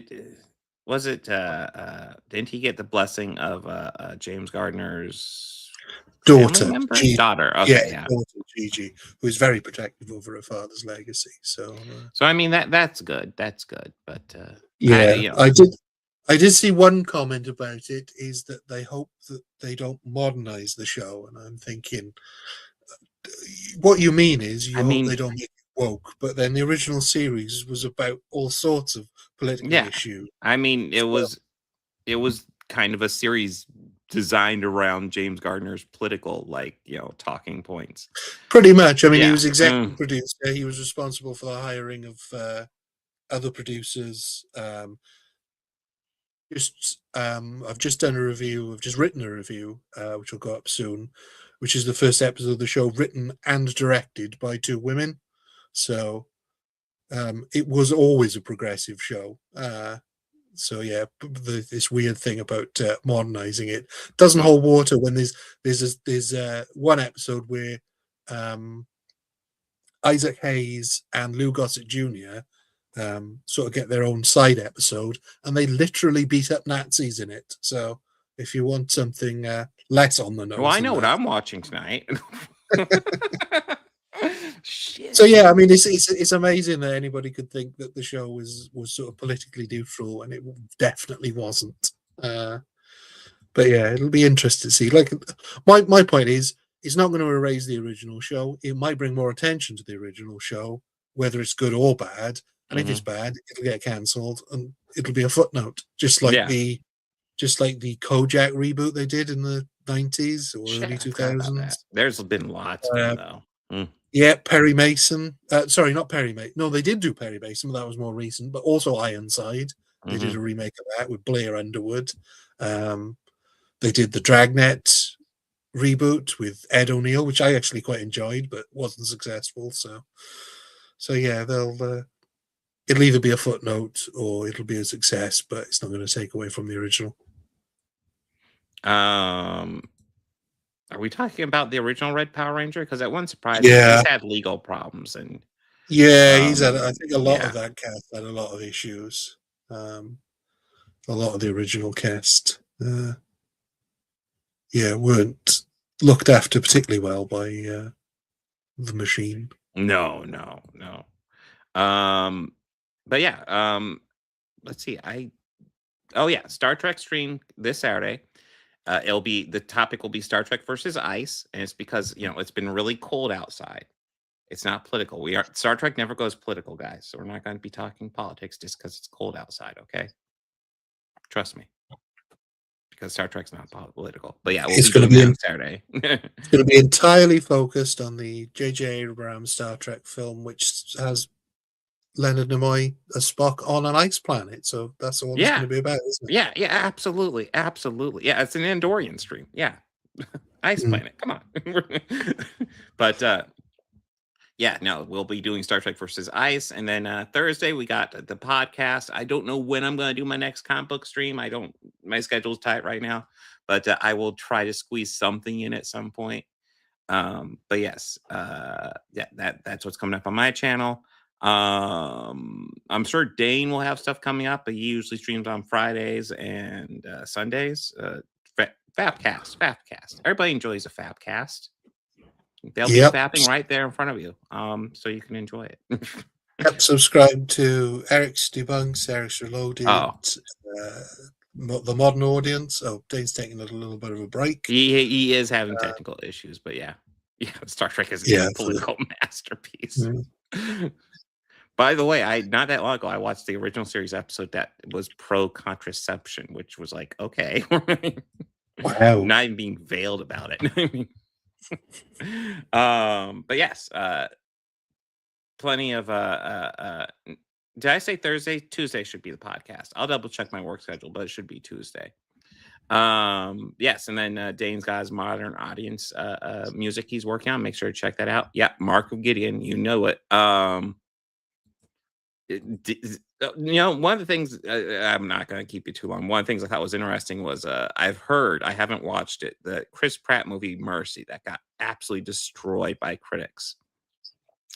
One of the elements in it, and it was presented as a good thing, was that like people were being put into sanctuary districts for their help, to help them. The people who are underclass were like, we're putting them in sanctuary districts to help them out, and they literally called it that. And I'm literally thinking of Deep Space Nine and how like this movie is trying to push that as a positive thing, whereas that's literally the dystopian thing in fucking Star Trek. No spoilers. Well, we will get to it. But yes, guys, thank you so much for watching us. Hold on, let me actually load up something I just made.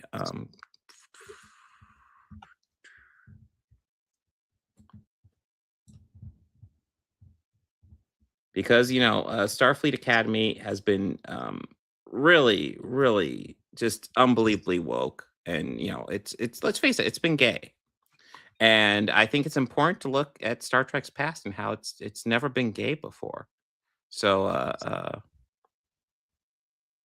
and I'm obviously buying time while I'm waiting for the circle to load up the video. We got this, guys. Yeah, and I know people have been complaining about it because it wasn't brilliant from the start. But little secret, Star Trek's never been that great in the early days of any series. The original series was okay at the start. The original series was okay, yeah, but I think got better or hit its stride after a few episodes. I mean, let's not forget that they did 2 pilots that were unproduced.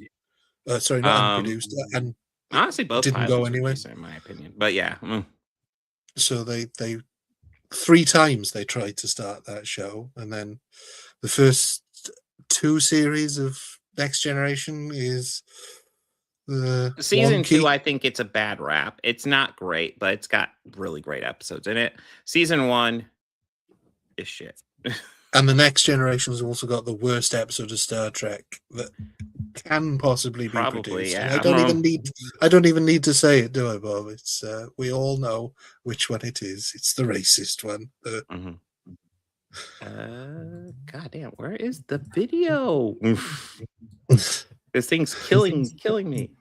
I mean, DS9. To be fair to DS9, that first season probably hit its stride more quickly than any other. Yes.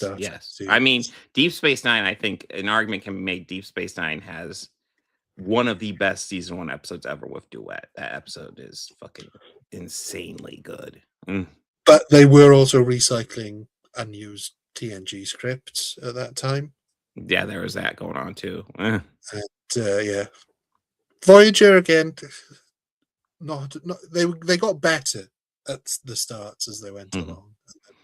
But anyways, guys, like and subscribe to the channel. We got nothing but media over here. I'm, of course, Organized Chaos. Actual Fandom is floating around somewhere. Make sure to like and subscribe, as well as Eric Debunks. Modern Audiences out there. And just to remind you of when Star Trek wasn't gay.